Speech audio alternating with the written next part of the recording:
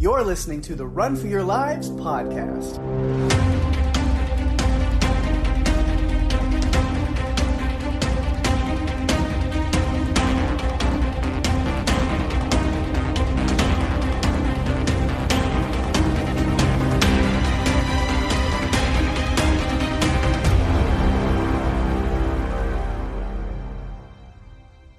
Hey everyone, welcome to the show. I'm Daphne.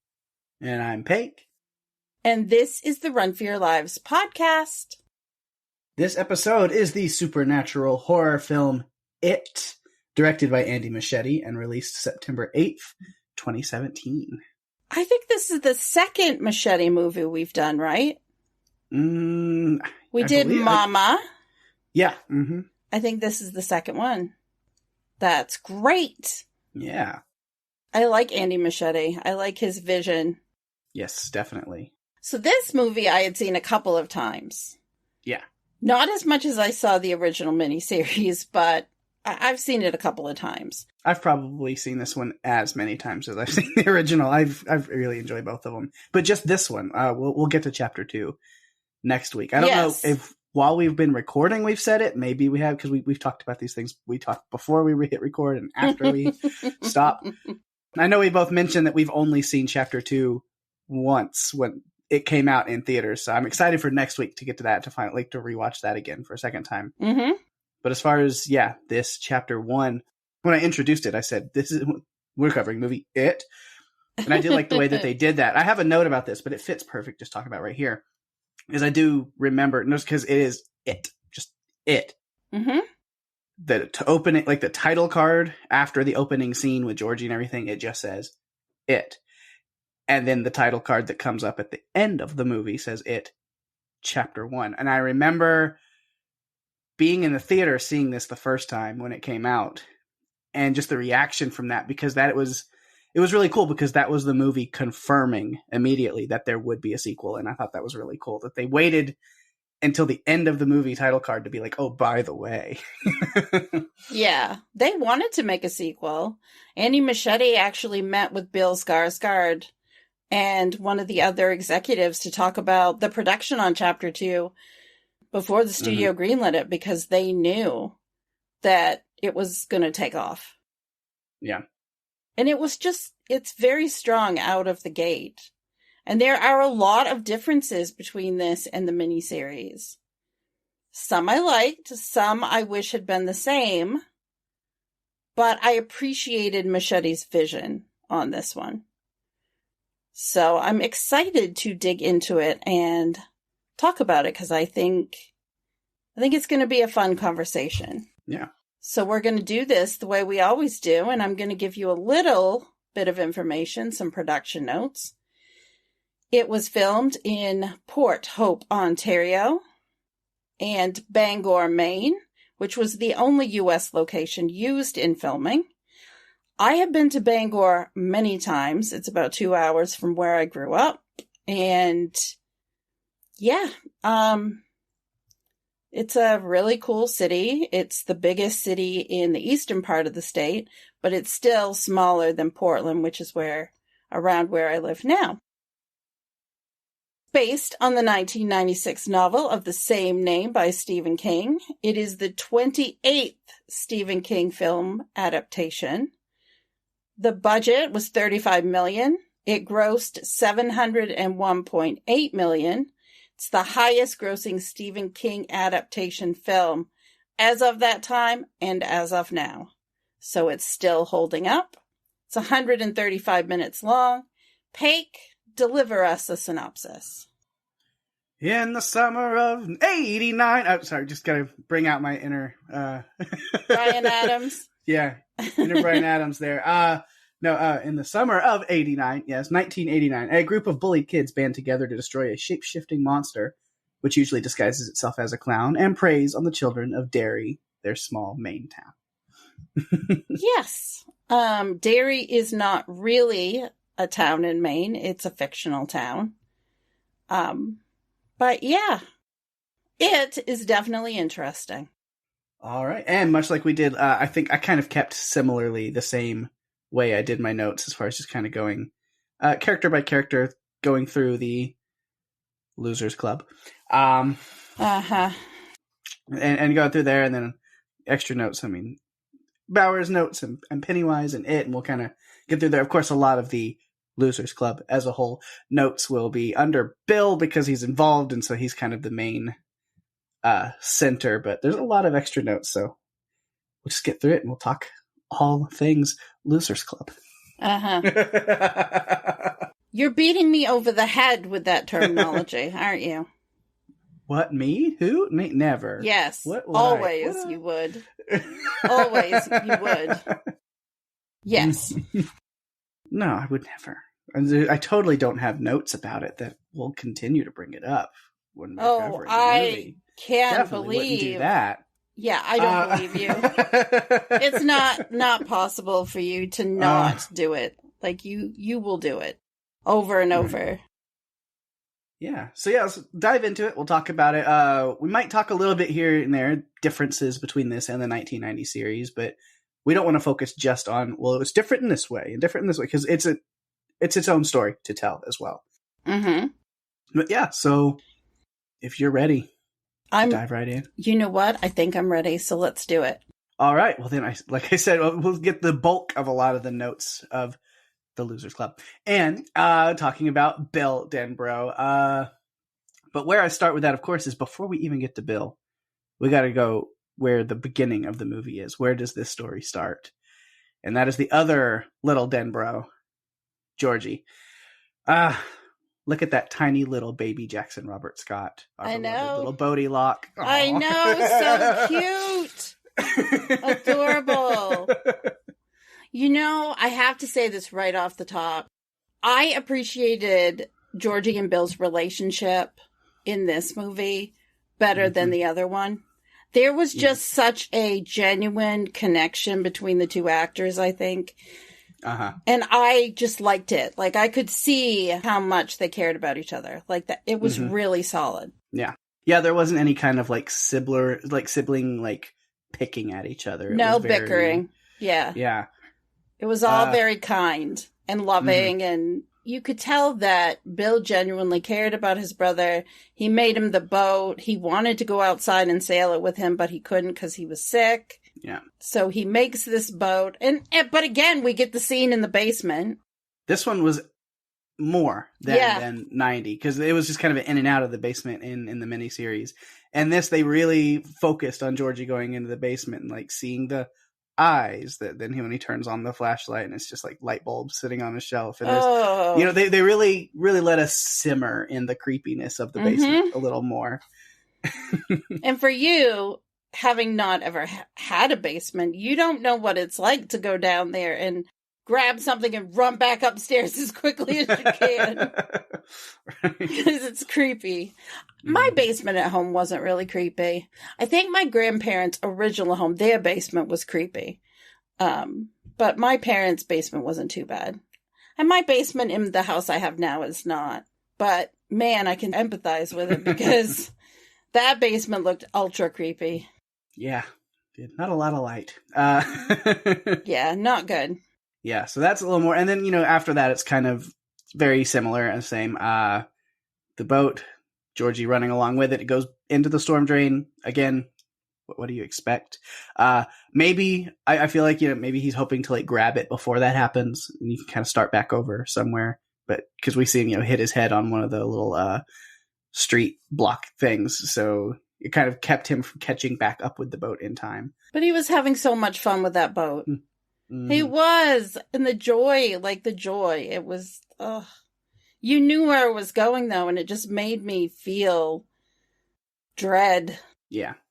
But, the boat does go in the drain and he has his, interaction with one Pennywise, the dancing clown.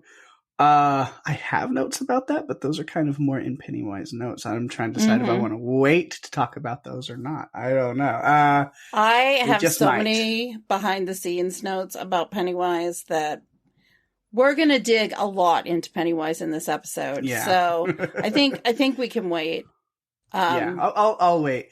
I do have, I did take deleted scenes notes. I do own this on Blu-ray, so I watched it and I watched the deleted scenes and took some notes on what those were. Mm-hmm. So I will save that for an extra notes thing at the end, but I am going to give one of them because it's hilarious. It's a gag opening scene. It's kind of like they filmed it and it looks, I mean, it is filmed professionally. It looks like the movie. They officially filmed this scene and it is all done and edited and put together, and it's hilarious. It's the same thing as Georgie talking to Pennywise, and when he does that, take it, and then he holds out the boat to him, and Georgie reaches in and then grabs the boat, and then stands up and goes, "Thanks, bye," and just walks off. And then it focuses on, and then you see Pennywise's face, and he kind of frowns and goes, "Ah, shit."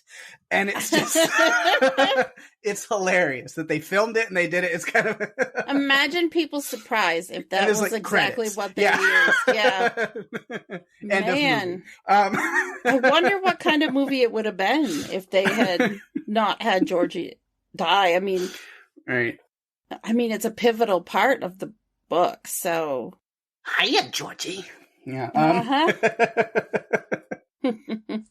I like Skarsgård's version. Yeah. Again, we'll talk about more about Pennywise and his, but as much as I really love Tim Curry and what he did with it in 1990, Skarsgård is way creepier. I'm gonna say it. Like, well, I think he wanted to be. I think there was a lot of pressure, or he felt a lot of pressure. This is giving you a little behind the scenes information. Skarsgård was concerned, and he was really anxious because he knew that the Tim Curry version was so well accepted and revered that he wanted to do something unique. And I think that's what Muschietti wanted as well. He really upped the creep factor. Yeah. I mean, Curry's version was definitely creepy, but this was like a different league of creepy. Yeah. Much more intense. Yeah. So we'll talk more about that, specifics of that interaction. But of course, it ends the way that we know it does with Georgie being attacked. Of course, it's a lot more intense than 1990. Instead of just like making you kind of guess off screen what happened, no, we're going to like straight up rip off this little boy's arm and have him crawling through the street away from the drain with one arm bleeding out in the street. Just horrifying and really letting you just take it all in, which sets the tone for this movie. And it's, I mean, from the top right there, they're like, this is what we're getting into. This is not your 1990 TV miniseries. We're about to get real. It's definitely going to get real. The one other thing I really liked about this version is we didn't see any adult versions of anyone. And so if you were coming in to watch this movie and didn't know that normally it transitions to the adult piece, you wouldn't know who was going to survive and who wasn't going to survive because you didn't get any tidbits like that whatsoever. You saw only the kids. And I liked that. I liked the separation. It's made me look forward to watching chapter 2 next week. But I don't know. Maybe I will change my mind about how I feel about it, but we'll see. Yeah, but yeah, that scene is intense. Again, gotta give a little bit of shout, give some love to Jackson Robert Scott. That kid is awesome. Again, I've gotten attached to him through TV. I'm watching him on screen through covering Lock and Key and watching all 3 seasons of that, or Strange Indeed and doing stuff. Watching him grow on that show. So then it is, to come back and be like, oh, tiny little baby Bodhi. And oh my God. Why would you do this to him? No, exactly. It was quite rough to watch that. I remember when I saw it in the theater. It's just, these aren't the scenes we are used to seeing when it comes to kids. Like, they don't usually show this level of grotesqueness when it comes to a child losing a limb, or usually we're just meant to not really know what happened, but surmise basically that, that's what happened. No, Muschietti doesn't work that way. He's like, I'll spell it out for you. Here you go. I'm going to leave you with this visual. Yeah. But then we get introduced to the other ones. Of course, we see Bill a little bit with his relationship with his brother and kind of who he is. But then meeting the others, of course, Mike, he's working on his grandfather's farm with his uncles and stuff there. We just kind of see that he's just doesn't really, even in his own family, just kind of feels like an outsider. we meet Bill, Eddie, Richie, and Stan at the school. They're already established, just a friend group at school, giving each other all kinds of shit, but in like a playful, friendly way. See Bev at the school in that scene too. She's being picked on by the popular girls. She's an outsider. She's being called a slut and all these kind of other horrible things. She has this reputation that follows her around that isn't even true, has nothing to do. And I'm pretty sure, even though it's not directly spelled out, I'm sure we can just thank Henry Bowers for that. Yes. And I want to tell you, I wish, honestly, that I could tell you that these weren't the types of things that happened at that time, but they are most certainly the types of things that happened at that time when it came to bullying. Kids did that and worse. Mm-hmm. It was pretty brutal. It was really, it's sad for me to watch it even in a movie because I know I've seen it happen. And so I hope things are better in schools, that they have a better handle on it, but I don't know. But I felt for Bev when she was hiding that it's just, people are relentless. Mm-hmm. I mean, my high school experience was never like that. And I can't speak for everybody, but not that I was ever aware of that it was ever going on. And when I was in high school. Well, that's good. And yeah. Good to and then, hear. I mean, I work in a school still now from time to time, but it's like elementary. It's like kindergarten through 5th grade. So a lot of those kids haven't quite learned to be super, super cruel yet. Yeah, good. Good. Let's raise good humans. Right. It's important. But yeah. Then we find out what's different here, I guess. And again, I don't know because I need to read the book, and I will soon. Maybe I say that, but I that's hope so many things you I do. do. I feel like it would be a good book club book, but it's one that's going to require a lot of reading, or it will take a whole year to do it. Right. Because there's so many pages. Yeah, it's a lot to do. So I don't know which version is actually closer to the book version because I don't know what that is exactly. I've known certain stories and stuff from the books that we have mentioned the past couple of weeks, but as far as what I haven't read anything, so I don't know certain things. So we see with the Barrens in the 90s, in the miniseries, they're going to the Barrens because they're just bored kids during the summer and they want to dam up the creek down there. That's what they're doing.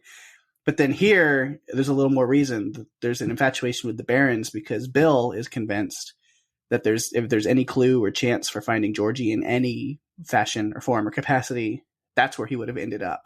Mm-hmm. So, I mean, Bill has taken it upon himself to figure out the whole sewer system of the town. And he's like, well, if he went in there, then where would he go? And it just kind of leads him to the Barrens. And so he drags his friends down there as part of this, just where already Bill is in a mindset of I have to know things. I need answers. Yeah, I felt really bad for Bill because his father was so, to me, similar to the miniseries, but even crueler. I felt like his father was incredibly cruel to him when it came to Bill's obsession with finding Georgie, at least finding something. Yeah. Because all they know is that he's gone and his father is determined he's dead, which he is. But the issue is Bill's love of his brother and wanting to get to the bottom of where he is. He needs closure, I think. He needs to know. I think he still holds out some hope that his brother is still alive, which, is really sad because, we already know what happened to him. Mm-hmm. The love between siblings, it's a really big thing. Yeah. And he is determined, but his father was very much, no. Yeah. He set up those hamster tubes.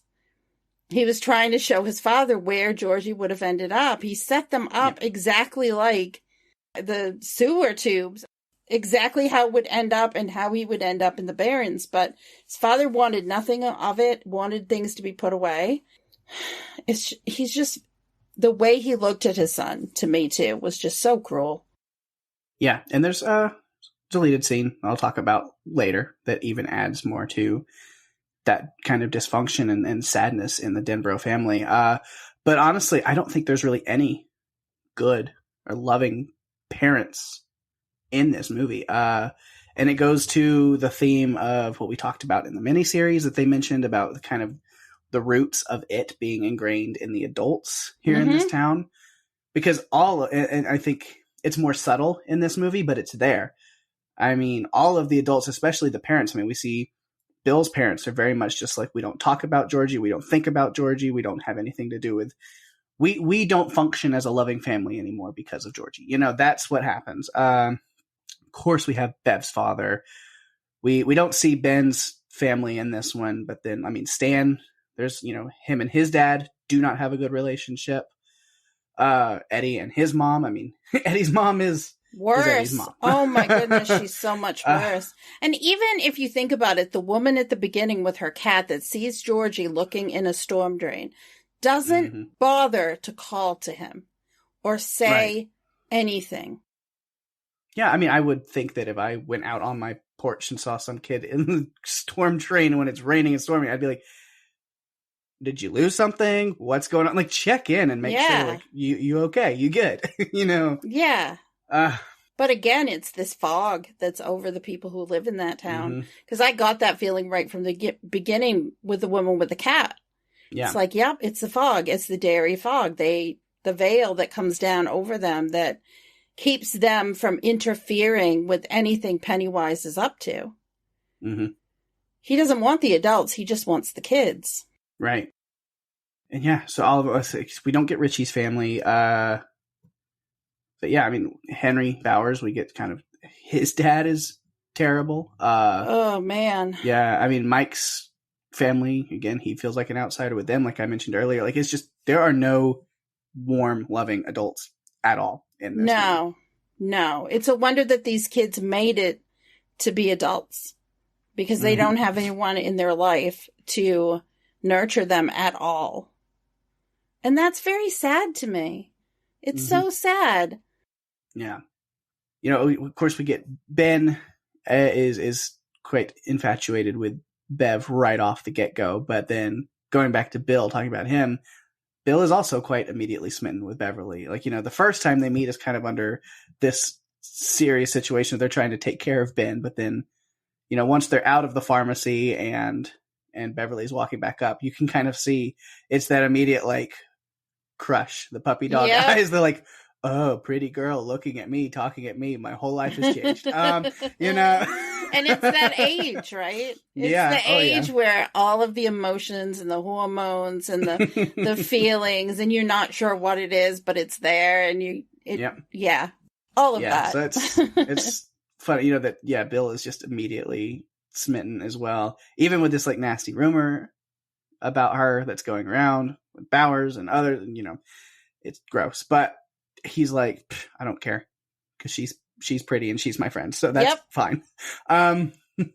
We even get to the point where, you know, we see that he's like drawing her while like falling asleep in bed, and I'm like, yeah, he's got a crush. He is done for. He's crushing hard. And I guess when they were in the third grade, they had connected, and he kissed her in the third grade. That was something that came up in the conversation. I wasn't sure about. I know she said I don't know if that was referring to Bill or not. I just know that she said. No. Before that, who were they explaining? Oh yeah, Eddie or Richie was explaining to Ben that Beverly and Bill had a thing in the third grade. I must have missed that somehow. Because I remember her talking with Bill and saying, "I've only ever kissed one boy," and it was in the third grade. But I didn't catch something earlier. Yeah, it was Bill. So it was Bill. So that just kind of adds to that between them. Okay. As many times as I've seen this movie, how did I not remember that? That in the school play, they kissed in the school play. I must have been taking like a different note when that line happened. Anyway, then things that happen with Bev at her place, the boys come over, talk about that in a little bit. But still focusing more on Bill. But then Bill's the one that starts the conversation after the fact that they've all kind of seen something. That what Bev is dealing with is not new. Like, at least it's not just her it is happening to. He's like, yeah, I saw something too. I saw Georgie, and in the basement, and then that's kind of when Eddie and them kind of kick in, and the clown. Mm-hmm. And so then they all start kind of sharing their experiences, except Richie. He has not yet No, experienced anything. Richie's been lucky. Yeah. And then that's when they see Mike's spike and realize they need to help him. And then I noticed how they all rush off to help Mike while Belch's car was there. And I thought just like a little thing that I picked up on. I was like, yeah, this is very in character that all the kids just throw their bikes to the ground except for one who makes sure to prop it up on the kickstand. And who is it? Of course it's Stan. That's in my notes also. Yeah. Like, of course. I mean, the one kid that's going to make sure it's propped up, it's going to be Stan. Yep, I'm sure his father taught him that, honestly. To take care of his things. Yeah, and so that's when we get another rock fight, rock war between the Losers Club and the Bowers Brigade. Yes, and your winner, the Losers Club. They did. They saved Mike. Mm-hmm. Because Henry was relentless on him, just like he was earlier with Ben. He was cruel. And I tried in my head to think which Henry Bowers was crueler. This one. This one's much more unhinged. Yeah, he is unhinged. And we'll talk about that more when we get to his character. Mm-hmm. But, then they all get together. They figure out where it lives. Which leads to that amazing projector scene, which is just so creepy, so good. I love it. I love it so much. I'm just glad that Bill's dad didn't come back in the middle of it. I told you not to take that map. Yeah, I'm just glad he didn't, because Bill didn't need any more abuse. Right. I mean, no. Yeah, but after that instance, Bill is determined to take this thing on. He's like, we know where it is, and we're going after it. And the kid's like, you're crazy, but they do follow. Mm-hmm. Mm-hmm. So they go to the house on Neibolt. And I do, Bill still kind of giving them this speech on, why this is important to them. He starts it off, he goes, but what if there's another Georgie or Betty or Ed Corcoran? And I realized, I was like, you never mentioned Patrick Hockstetter. I guess we don't care about that guy very much, do we? No, we don't. Not at all. He was, you know what? The actor who played him was too busy. He was going on to do other things, so. Yeah. In the Stephen King universe. Patrick Hockstetter, played by Owen Teague, who, I really did enjoy him as Harold Lauder in the Stand series that they did. Yeah, it was great. Yeah. He's in the universe for sure, multiple times. Yes. But yeah, so Bill's speech was really touching about just like, he gives this speech, and I didn't write it down word for word. I do on some things, but the gist, I mean, he's saying, anytime I go home, all of Georgie's stuff, his clothes, his toys, stupid stuffed animals, they're all still there, but he's not there. And it just makes every day awful. And where he says, it is easier for me to walk into this house than my own. And I get it. I can understand it given what his home life must be like. Yeah. And then Richie. Wow. He didn't stutter once. I did love that Bill was the leader again in this film. And I felt like he was even stronger. And I honestly felt like Beverly, like she did in the 90 miniseries, she really had his back in this one too. Like, yeah. Well, he has that moment where who wants to stay outside? Literally everyone except for Beverly. Mm-hmm. But so it turns out they pulled straws, and Eddie and Richie are the ones that end up having to join him inside. Eddie. Which then the lines. I'll talk more about it when we get to my specific Eddie notes, but I will say I just loved Jack Dylan Grazer in this movie as Eddie Kaspbrak is hilarious. That kid is hilarious. Like I say, for the miniseries, I think Ben might be my favorite. I think Eddie is my favorite in this one. And it's just, and it is all Jack Grazer's performance and delivery. He has some of the best. And then Richie Tozier, I mean, it's Finn Wolfhard. Oh my goodness. One of my favorite things between them is when they go in that house and Eddie goes, I can smell it. And Richie says, Don't breathe through your mouth. How come? Because then you're eating it. Just the way he goes, like, that gag cracks me up where he just like, I'm like, yeah, that's hilarious. Oh man. Definitely. But yeah, then they have quite some encounters. But again, I'm holding off on those. Yes. By character. Yeah. But yeah, after then there's a whole fallout of the friend group, of course, after the terrible things that have happened in the aftermath of their first major fight with Pennywise. And Beverly is correct in just saying that's what it wants. It's trying to divide us, but it works, at least for the rest of the summer. So they kind of all go their separate ways. Yeah, I hated seeing that. I hated seeing them break up and fighting. Richie and Bill particularly. They have each other in this really shitty little town. And to see them all part ways like that, it was sad. And poor Eddie Kasprak. We'll talk about that when we get to his notes. Yeah. But during this time they are apart, I don't know what compels Bill to go to Beverly's house. Just this ongoing crush, this feeling that he has. But it's good that he does, because when he does go over there, the door's open, where, there was this fight, finds her dad on the bathroom floor, dead, as far as we know, I'm pretty sure. But then in her room, just on the wall, written in blood, "You die if you try." Remember that line from the miniseries? Yes. But in the miniseries, it was Pennywise saying that to Bev through the sink, so it was kind of an interesting change. Yeah. But yep, it's time for him to round up the Losers Club and save Beverly. Yep, brings everybody in, which Richie he goes to, and Richie seems not into it at first, but then when it comes down to it's for Beverly, we need everybody. He's in. Eddie was in very quickly, surprisingly.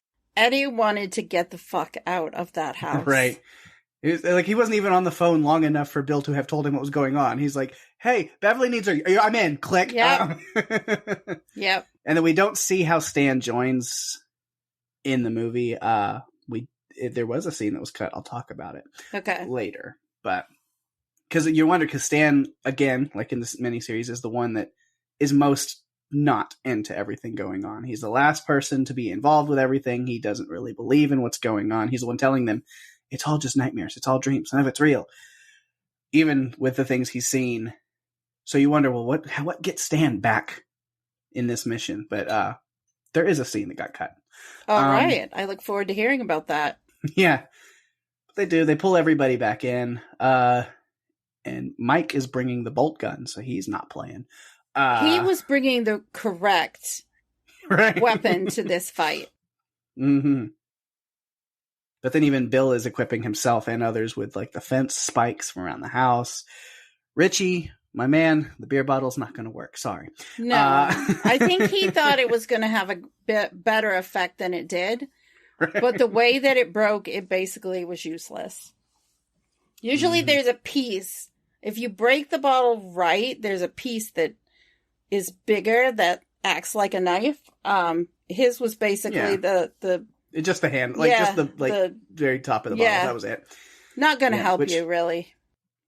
Even though, because when people hear this is like a week later. So last week's an episode last week in real life as you're here listening to this. But if anybody knows the YouTube show Good Mythical Morning, Richie Tozier has been in my head all day because today's Good Mythical Morning was with Seth Green. So that was a fun little surprise before I watched this movie. Talk about timing. I know. I was like, I got up today and was start my day with Good Mythical Morning. And I was like, hey, Seth Green is on and I'm doing it later today. That's fun. It's all tied together. Right. All in the universe. But, where was I? Anyway, mainly, they go back in, they go down into the sewers. There are other things that happen, but we will talk about them eventually. But focusing on Bill, because really his main thing is once they get down there is seeing Georgie one more time and being kind of lured there with It coming to Bill as Georgie one more time, but this time he sees through the act, shoots Georgie in the head with that bolt gun, and it lingers just long enough to make you wonder. I got a little scared. I did like, though, even though I know it was it, I feel like it was good for Bill to have that conversation with Georgie, even if it was it, because he was able to say the things he wanted to say. Right. And he needed to do it because his life, had been really hard since Georgie was killed, taken. Yeah. Yeah. But, so the body just lays there for a while. And it's like just long enough to be like, uh-oh. Yeah. But then he starts, writhing around, wearing the clown suit, gradually grows back into Pennywise. Again, just another great moment for Jackson. I got to give it up to that kid. He has a lot to do in this one. Yeah. I think I'm sure this probably had a good bit of reason why he was cast in Lock and Key was because of his role in this movie. Oh, I wouldn't be surprised. Right. And then, of course, the second shot with the empty bolt gun still hurts Pennywise. And again, there's a lot of things that I'm glad that we watched the miniseries right before this, because it's a little more, on the nose with some of the themes and things where they like just really spell it out for you. So then watching this, it's like a lot more subtle, but since you're like, oh, well, of course the bolt gun, even with no bolt in it, still hurt Pennywise because it's all about belief. Mm-hmm. Bill didn't know it was empty. He didn't know how it worked. So he believed it was going to hurt him, so it did.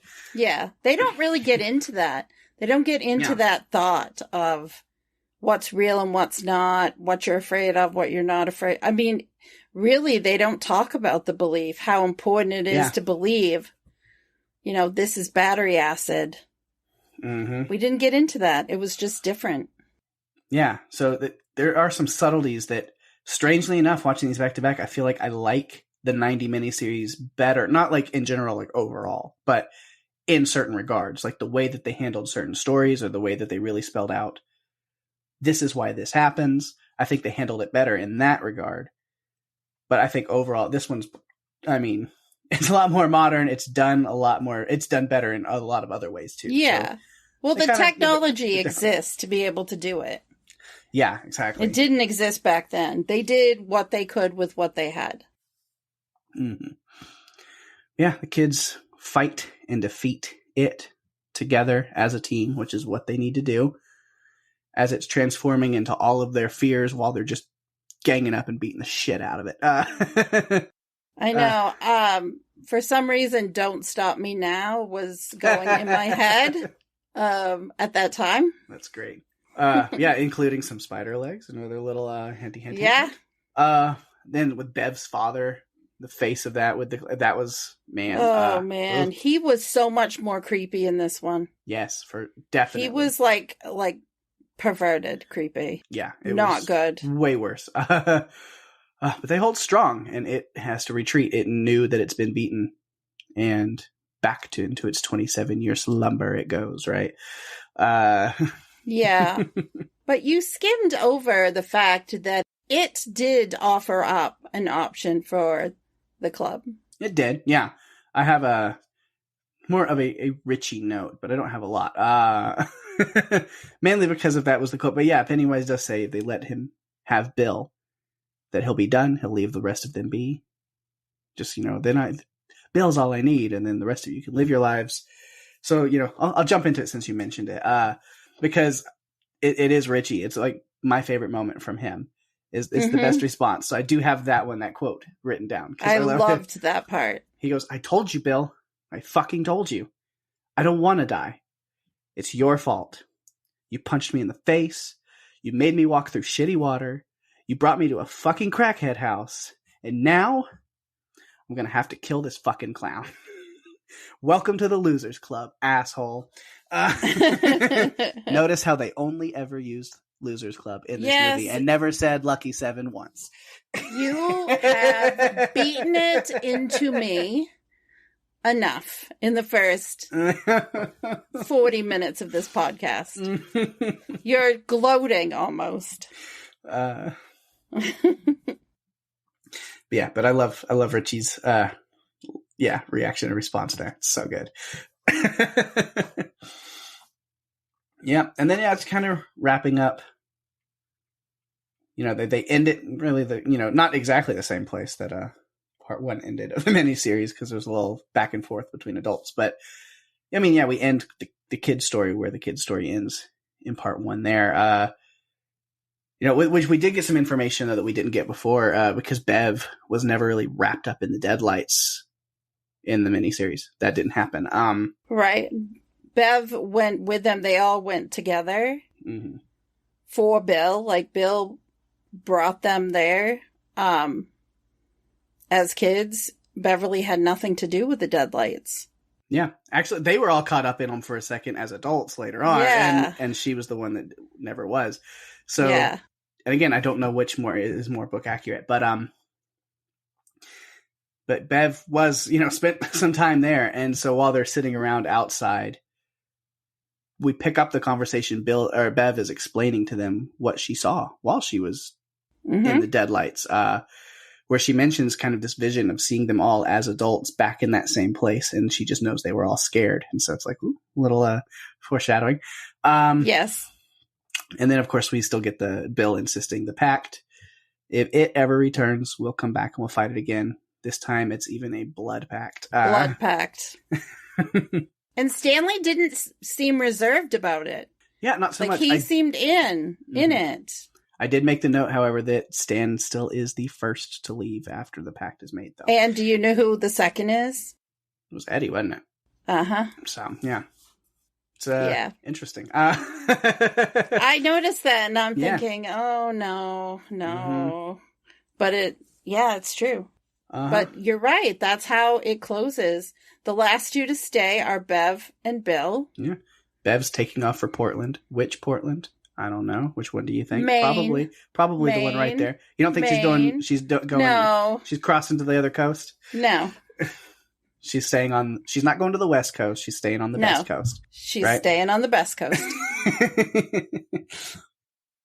And then her and Bill share a kiss at the end, of course. So there's that. I think that we have discussed Bill really well. Well, the one thing when Bill was in the basement with George, that's when the whole "you'll float too, you'll float too, you'll float too" that was used I think it was in the trailer. Yeah, it was. Yeah. The floating, I mean, you really get to see it really well in this version too, because the technology is just better. Yeah, it didn't really have much of any meaning in the miniseries. Yeah. This one it does. Yeah. It definitely does. But yeah. So if you don't have any more notes, Bill related, where do you want to go next? Let's go to Beverly. All right, perfect. And like you mentioned before, yeah, Beverly's dad is like 1,000 times more disturbingly creepy in this version. Oh my God, yeah. So the fact that, it like disgusts her to where like he is stroking her hair, and what does she do? Immediately turns around and cuts it off. Yep. She does everything that she can do to keep him from being interested in her. And in the miniseries, we didn't have that. Right. I didn't get that vibe at all. I just... Like, you knew he was abusive, but like... Yes. Not to that extreme. Yeah. Yeah, she meets up with the boys, joins the club. Outside, is again, great Eddie line. There's this kid outside. Looks like somebody killed him. Oh God. Cracks me up. And that's when they're in the sewer. Like, Bill has dragged them down to the sewer earlier than what we saw in the miniseries. They haven't been actually in the sewer at the point that we get to meet Ben. Yeah. Yeah, and Ben's all beat up and carved up from Henry, so they're trying to get him some medical attention. Bev helps them with that, and then goes out and meets up with them after, and we talked about Bill and her really, hitting it off there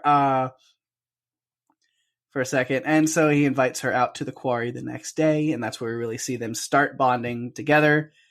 They're shown up by Beverly pretty much immediately with a cliff dive, so they all have to follow suit and dive in after, and they're playing and swimming in the quarry. There's a little bit of spark between Bev and Bill there in the water, where they're both kind of off to the side, awkwardly kind of glancing at each other and back to the rest of the kids. And it's this sharing this little moment. And then, the whole time I'm just thinking, poor Ben, this awkward triple B love triangle going on. Yeah. Ben, Bill, and Bev. Yeah. While in the water, Richie says something touched his foot, and then Bill dives down and looks at it and says it was a turtle, which is a nice little book nod for those who know. Yes. Turtle was in this movie a couple times. It was. Yeah, Bill tries to compliment or say something about Bev's hair, and Ben actually has to say your hair looks nice. Yeah. Because Bill can't get it out in the right way. He just basically says your hair. Yeah, that's it. Yeah. She's like, what? Does it look terrible? Is it weird? What? Yeah, no. Ben's like, it looks great. Yeah. And then, of course, all of the boys just staring at Beverly sunbathing. I was like, typical. Yep, it is. It is. Yep. And then she has the experience in the bathroom of her home where the blood comes pouring out. Yeah. Yeah. Which right before that, though, I guess Ben somehow did find a chance to slip that postcard with his little poem in her bag. But again, we saw as he marked it, your secret admirer. She does end up convinced that it came from Bill. Didn't quite work out for Ben. She does figure it out eventually, but yeah, at least, yeah, she does. But at least for that moment, she's just like looking at it like, oh, Bill. And it's like, again, you're just like, oh, poor Ben. He just can't catch a break. He just can't catch a break. No. But they're smitten. I mean, Bill and Bev are smitten at this point. Mm-hmm. They're a little smitten with each other. It's kind of cute. Yeah. But then Ben and Bev are also really kind of cute. The whole new Kids on the Block thing that they keep kind of going back and forth with that. Is oh my God. Adorable. Are you sure you've got the right stuff? Yeah. Yeah. Yeah, it was cute. Yeah, definitely. But yeah, you mentioned the sink scene. That was way more bloody than what we got in the miniseries. So much blood. It was gushing out of the sink. Mm-hmm. And her father came in and didn't see any of it. He basically saw her hair, and that's what he commented on. So he didn't see any of the blood. Yeah. It further solidifies that the adults see nothing. Right. Yeah, Beverly, I liked her character a lot. Mm-hmm. I liked how supportive she was of Bill and of the group as a whole. And I felt like it seemed like she was comfortable with them. Yeah. Like really comfortable with them. Like right off the get-go. She's just like... When she meets Ben, I mean, they're talking, like you said, with the New Kids on the Block. She just talks to him really, sweetly, calmly, and I feel like it puts him at ease. And I feel like even though he had a crush on her, I feel like he also really, their friendship was really solid. Yeah. Too. And sometimes that can be even bigger than a romantic relationship, having that close friend. Yeah. That you can, rely on to help you. Mm-hmm. Yeah, no awkwardness between her and the kids whatsoever. I mean, yeah, again, talk about the quarry. She just walks up, they're all just standing in their underwear, and she's like, all right, let's hang. Here we go. Like, don't bother. Here we go. Whatever. She takes her dress off and runs and jumps in the water, and they were all just like in awe. It's almost like, oh, how did we get to be this lucky? Our girlfriend, who's a friend who's a girl, is so cute, and we get to hang out with her. Mm-hmm. It's pretty amazing. Yeah, and then we mentioned, what happens in the bathroom, but then the same as we got in part 2, we waited for it in part 2 of the miniseries. The same thing. Yeah, she invites the boys over to make sure she's not crazy. They see it too, and then again, they all sweetly kind of start cleaning and helping her with that. Oh, what a mess. Richie is kept outside as lookout and distraction, which, I mean, he's perfect for that job. Even he knows it because the kid can talk and talk and talk. It's interesting that the only beep Richie we got was I think from Pennywise. Yeah. It's another note that I had that I thought was a little weird about this. We have the one time in the house where Pennywise jumps up out of the coffin and beep, beep, Richie. And it was like, it felt out of place because it's the only time it's said. And I feel like they should have been using that the whole movie. It's very much kind of not really a catchphrase, but we know from the miniseries, beep, beep, Richie. Because Richie, in this movie, I'm getting all of my Richie notes out of the way before we even get to him, but that's okay. Because even you really see it in his version of this, in this movie, in this version. Richie's not really as funny as much as he is making all of the most inappropriate comments and jokes as he possibly can at the wrong times. Like, that's what he does. He's not really funny. He's just like inappropriate. And yes, it's who he is. And so his friend group, I'm assuming it comes from the book, but then definitely in the miniseries, that's where beep, beep, Richie, as in shut the fuck up, Richie, is really what that is you're taking things too far. This is not the time for that. That's inappropriate. Back it up, Mm-hmm. Like backing up a truck, beep, beep. We don't need it. And so that's kind of a big thing with his character and then this friend group is knowing, beep, beep, Richie, this is not the time for jokes. And so with Pennywise being the only one to say it to him, the context isn't there unless you know that from the miniseries or I guess the book. So then it's like, well, what does that mean? It's like a nod to that in this movie, but unless you know what it is, it seems just like a weird random thing for Pennywise to say. Yeah. And so it seems like a very missed opportunity for them to have established that in this movie. Because because Richie is very inappropriate and making all the wrong jokes the whole movie. And what does everybody say to him? Shut up, Richie. Shut up. Shut it, Richie. Why not have them say beep, beep the whole movie and make it make sense, I don't know. I thought that was an omission that should have been in there. Yeah. Because there was lots of shut up, Richie in this movie. Oh my gosh, yeah. Easily could have been beep, beep and made that much better, I think. Oh, definitely. Now let's rewind and go back to Bev. Yeah.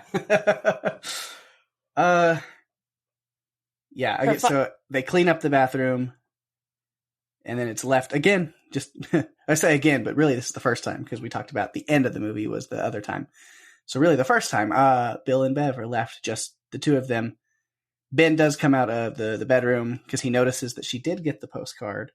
And so he's feeling a little like, oh, so she saw it, and then he walks around the corner to see Bill and Bev kind of flirting and talking. And he's got to be hurt a little bit by that.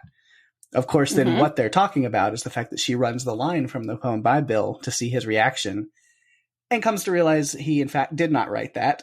Well, I don't know much about poetry. He did not. There's just so much preteen awkwardness going on in this scene. It was cute. It was cute. They were definitely in like with each other. Yeah. But yeah, with that conversation, Bill refers to the group as losers. And Bev is okay with that. She can handle being a loser, too, if she's hanging with them. Yep. She's happy. I think she feels safe with them. I do. I think she feels like they have her back, and obviously they do. They go running to find her after Pennywise takes her. Yeah. Which, man, but Pennywise before that, taking her was just intense. Because that whole scene, even leading up to it, just her interaction with her dad, the whole time I'm just going, oh, gross. Bev, get the fuck out of there. This is disgusting. This is awful. Yeah. Also, her dad got up really fast after that kind of a swift kick between the legs. He shouldn't have been moving that quickly. Was that not realistic, Pake? No. I was like, he should not be just walking back down that hall like nothing happened that soon. That should have put him out for a little while. Suspension of disbelief. Right. Yeah. He's found her postcard. He found the poem, and he starts talking to her about what the people in the town have said about her. Is it true, Bevy? Is it true? And she has to fight him off, and she does kick him in the crotch and runs to the bathroom, which he breaks in after her. I have no doubt he was going to rape her. Like, it was going to happen. That's what he wanted to do. And she takes him out for good with... Yeah, finish him. With the piece that's on the top of the back of the toilet, basically. Mm-hmm. She cracks it over his head, and he bleeds out on the floor. And I'm just grateful that she's not going to have to deal with him anymore. Yeah, good riddance. Bye-bye. But then Pennywise shows up and shows he's been probably controlling the whole thing anyway, and takes her away. Mm-hmm. Yeah, where she wakes up down in the sewer, and they all do, in fact, float down here. Oh, man. And the Pennywise show begins. And there's just something about that shot of him emotionlessly dancing with his head staying in the exact same spot the whole time. Oh, my God. Just so chilling. It's one of the things that sticks out with me the most with this movie. But she's not afraid of him, so he just entrances her with the dead lights. It's really what we get to see of them in this movie. But yeah. And there is more that happens to her, but we either already talked about it or we'll talk about it with our next character, I think. I think so, too. Because we're going to have to go to Ben, right? Yeah. We're going to have to go to Ben? Okay, because that's what I'm thinking, too. So do you have any more notes on Beverly? I am looking. I do not. Nope. I am good, so we can move on. Mm-hmm. Yeah. My first bid note, again, we've talked about it a little bit, is because the first time we see him is when also the first time he meets Bev, while he's avoiding Bowers and his goons. It's a very sweet moment. New Kids on the Block. She's signing his yearbook.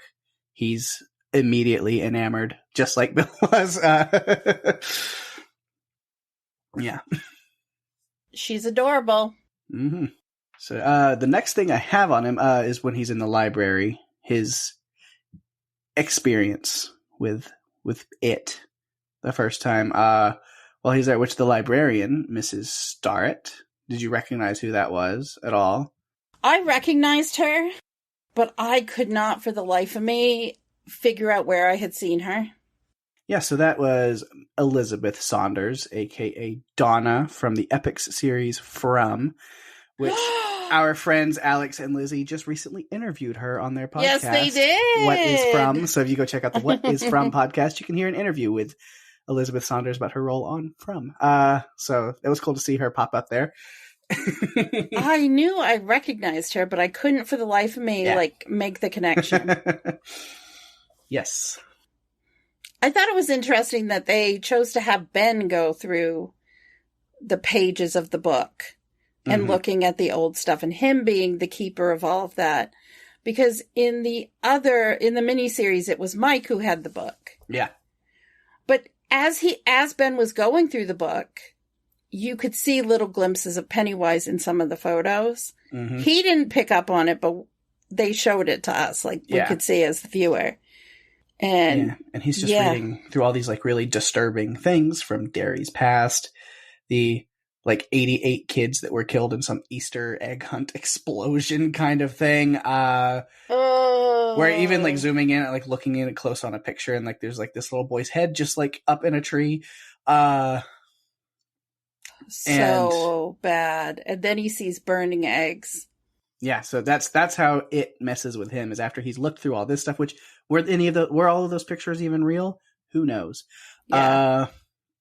Because he's using like the eggs that are kind of smoldering, and then of course the main, before Pennywise himself is there, the main thing that it takes the form of course, is this like charred corpse of a boy carrying these Easter eggs without a head. So, oh man, he knows how to get to Ben, and then also something that I picked up. I don't know if I picked up on it the first time I watched in theaters, but definitely the second time I watched the movie without even being told. Because I've seen it several times. I saw it in theaters like once or twice, and maybe the second time in theaters or the first time at home. But when Ben is looking through that book, there's an old lady who's perusing in the back of the library behind him. And as things start to get a little creepy, if you look behind him, that old lady is it. Because she is just standing completely still with this huge creepy grin on her face, just staring at Ben. So she was, you know what? She was probably auditioning for a role in this new movie, Smile, that just came out. Man, Yeah, so, I didn't notice that. I'm going to have to check that out when I watch it again. Yeah. So it's like at that point. So that's why I ask all the pictures he's looking at, if those are even real pictures that are in that book. Because at that point, it is in the room with him and you can tell, you see, because this old lady is just like creepily staring him down. Oh my gosh. Now, and then after he closes the book, you see the lady and she's like back to normal, just perusing the shelves in the back like nothing happened. So it was. Man. Usually I can spot those things, but in this case, I didn't. Wow. So, you know, he runs into the creepy headless boy, he runs into Pennywise, and then worst of all, Henry fucking Bowers after that. Oh, man. We got to see Henry carve an H in his belly before he gets up the courage and actually kicks him in the crotch and then rolls backwards down the hill. And then Bowers sends his henchman, which is Patrick. Goons. I learned from She-Hulk recently when Daredevil is talking with She-Hulk, and he gives quite a great explanation for the difference between henchmen and goons. Oh, goons. Okay, so he sent his goons down. Well, I think goons is more fitting, yeah. Yeah, Patrick went down and was looking for him. And poor Ben was running until he collapsed kind of outside the sewer where everybody was. But the thing is, a car with 2 adults was driving by them on the bridge and did not stop to help. But the car did stop and you saw a red balloon in the back. And I think that's when Ben realized he was on his own, and that's when he kicked him. Yeah. Which caused him to go rolling down the hill. I mean, he is beat up pretty bad. Yeah. Yeah, it's good that he ran into the other kids, and then I guess Bowers eventually just gave up, sent Patrick after him, and then Patrick never came back. So no, and Bowers never said a word about him. Right. The only way we really know that Patrick never came back is 1, we know that it got him, and 2, there were, you know, missing persons posters around town. Yeah. Clearly, Henry didn't really care for his friend or friends too much. Deleted scene stuff. There's a lot of teasers. It's interesting because after watching these, I'm like, they should have left all these in because some of these really help build out explain some things. But again, so yeah, Ben's hanging out with the kids. I think this is after the quarry, swimming and things. But then Ben is sharing with them, you know, because then they go back to his house. Yes, it was after because they're sitting around on the rocks back up on the quarry.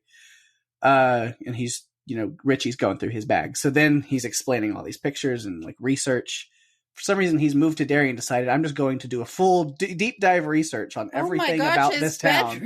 His bedroom. Oh, looks my like a conspiracy theorist, right? It does. There's clippings on the walls and oh my goodness. Yeah, but he's done some dark research on Derry, and again, gonna give some love to Jack Grazer as Eddie. That just some of those choices. With Ben saying, I've got more stuff if you want to see it. And it just shows Eddie, he's softly like mouthing, no. And, and it's but they all went there anyway. Right. They all went there. And Bev finds his New Kids on the Block poster on the back of his door, but kept his secret and opened the door up so no one could see it. Well, there's that little look this year. He's like, please don't. And she's like, I got you. It's great. Yeah. I loved their friendship. I loved their friendship. It was adorable.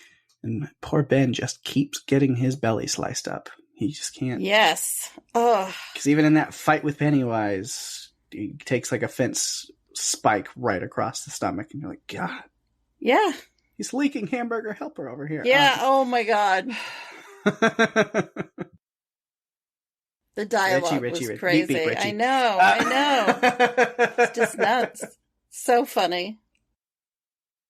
But yeah, again, there's not a lot with Ben leading up to that stuff at that point that we haven't talked about with other characters. Yeah. Other till you give them the major moment that we hinted at earlier is, when they get down in the sewers, because when Bill goes running off after quote unquote Georgie, And they find Bev floating, or Bill does first, and then the rest come in a little after. And they are able to wake up Bev. Well, really, Ben does. Ben. Power of love and whatnot, you know? Yes. January embers, baby. Well, Mike picks him up. I'm like, you're picking him up instead of like Eddie or one of the others. But he picks Ben up. Ben pulls her down, and he's the one that is just like, okay, I'm going to go for it and see if this helps. It was great. And it took a second for her to wake up, and I was kind of wondering, like, what if it didn't work and they had to do something else? And then it became this, because the other kids were thinking that. It's like he sits there and he's like, says this romantic line, which they don't know is this poem he wrote. And they're just like, where did that come from? And then he kisses her, and then she's still like glazed over for a while, and you can see the other kids be like, well, this is awkward. Yeah. But it does work. Mm-hmm. And she wakes up. And they know that Bill is not there, and they have to go find him. And we've already talked about what happens after that. Yeah. Now I gotta kill this fucking clown. Yes. So I feel like we should go to Richie, just because you've done a lot of your notes about Richie. Yeah, I've done all my notes on Richie. You've done all your... If you have more, definitely is your time. Well, I feel like in the miniseries, Richie and Stan had more of a close friendship. But in this one, I feel like we really got to see Richie and Eddie have that connection a lot. I liked that. I liked the friendship, because beyond having this big friend group or this friend group of 7, there were these mini or internal friendships that were a little closer than you can be within a large group. So I really enjoyed that a lot. I thought it was really interesting that Richie is afraid of clowns. That's what he admitted. Because, of course he's afraid of clowns, of course. And I did like one line that he had, where I think Eddie was talking about the leprosy woman that was inside the house. Uh-huh. And Richie's like, asks if she's hot. And yeah, it was Stan. Stan was talking about the lady from the painting that he's that he keeps seeing. Okay. He's like, and this lady that I keep seeing, this woman I keep seeing, is she hot? No, Richie, she's not hot. I loved that. I thought it was hilarious. I thought Finn Wolfhard as Richie was great. I think the casting was perfect. Which, again, it's weird. Just going back and watching this and being like, oh my God, Finn is such a baby. Yeah. Because, again, watching the most recent season of Stranger Things and seeing how much Finn Wolfhard has grown up on that show. And then going back and watching this is like, he's still got all his like little chubby baby fat. Like, he's still a little kid. And it's like, man, like. Yeah, it's so different. Like, it's.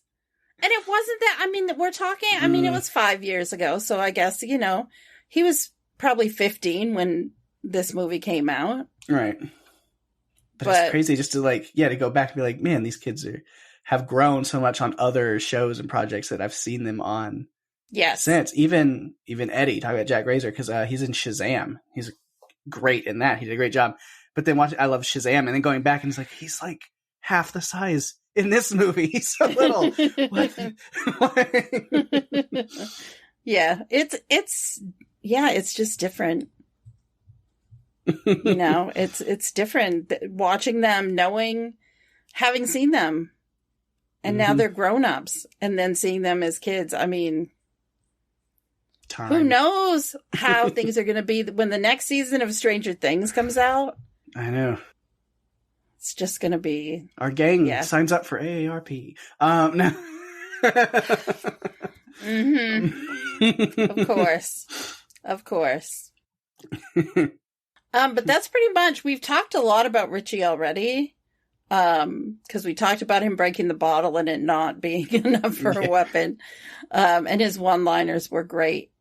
He and Eddie had such great riffing off each other. It was just, it was great. But he also had other, little conversations with other characters that were also funny. This overall was, I think, really good. Yeah. So, Eddie. who would you like to move on to? Let's move on to Eddie. Let's do Eddie. Which I've talked about Eddie a lot too.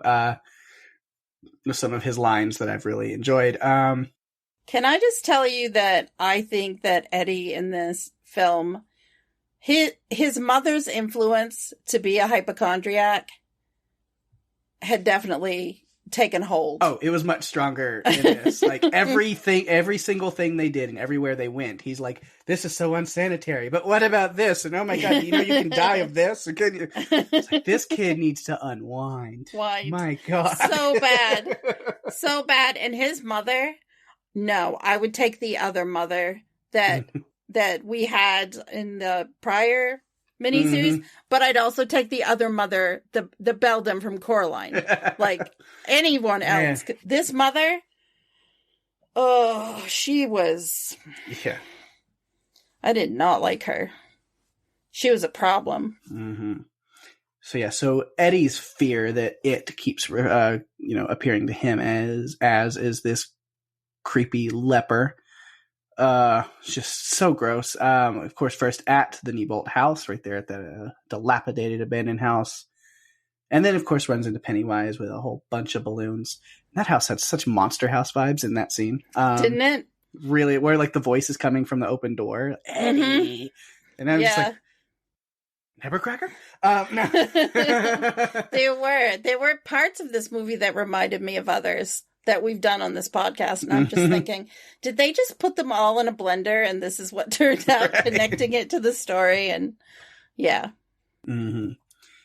And then after their fight with Pennywise, again, a lot of things that happen to Eddie, but I have a lot of that scene and that house encounter under more Pennywise notes because there's a lot of great stuff from him in there.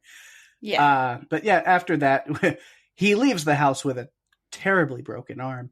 And Richie's like, I'm gonna snap it back into place. I'm like, you're not a doctor, please don't. He's definitely not a doctor. The whole time he's looking at the H carved in Ben's stomach going, you gotta suck the wound. What the fuck are you talking about, Richie? This is not a snake bite, you moron. It is not. Wrong movie. We covered snakes on a plane. Right. Yeah, we've established Richie has zero idea what he's talking about when it comes to anything medical. Yeah. Don't listen to him. But yeah, so again, with his mother, her kid has a broken arm, and Miss Kasprak's over here just throwing her purse into his lap and driving over curbs. I'm like, this is going to be a painful ride for this boy. Yep, it is. And she's like, you're never hanging out with them again. You're losers. I know about you, Beverly Marsh. I'm just like, we all know about you, Mrs. Kasprak. Go back to where you came from. Oh, man. Yeah. And after the Losers Club's breakup, if you'll call it, when we pick back up with Eddie, he's going to pick up his meds. And in this version, it's Greta Keene, the pharmacist's daughter, who is the one that was picking on Beverly at the beginning of the movie. That is the one that tells him that his medication is a placebo. Mm-hmm. What's placebo mean? It means bullshit. And then she signs his cast with loser, which so mean, just so mean. I do love his idea to then turn to lover. It's just very much an Eddie thing. I think is like iconic to him. I think I would have helped him with some whiteout to cover up the rest of it, like the other part of the S. Yeah, because whiteout is the. Do you know what whiteout is? Yeah. Am I 12 now? No. Even though I say that, I think like still kids today still use it sometimes. I don't know. Okay, yeah. But... So whiteout. There's this thing. It up. They're called pages. Liquid paper. You heard of the internet before? There's pictures of cats. Oh my God. You can electronically mail each other. Yours.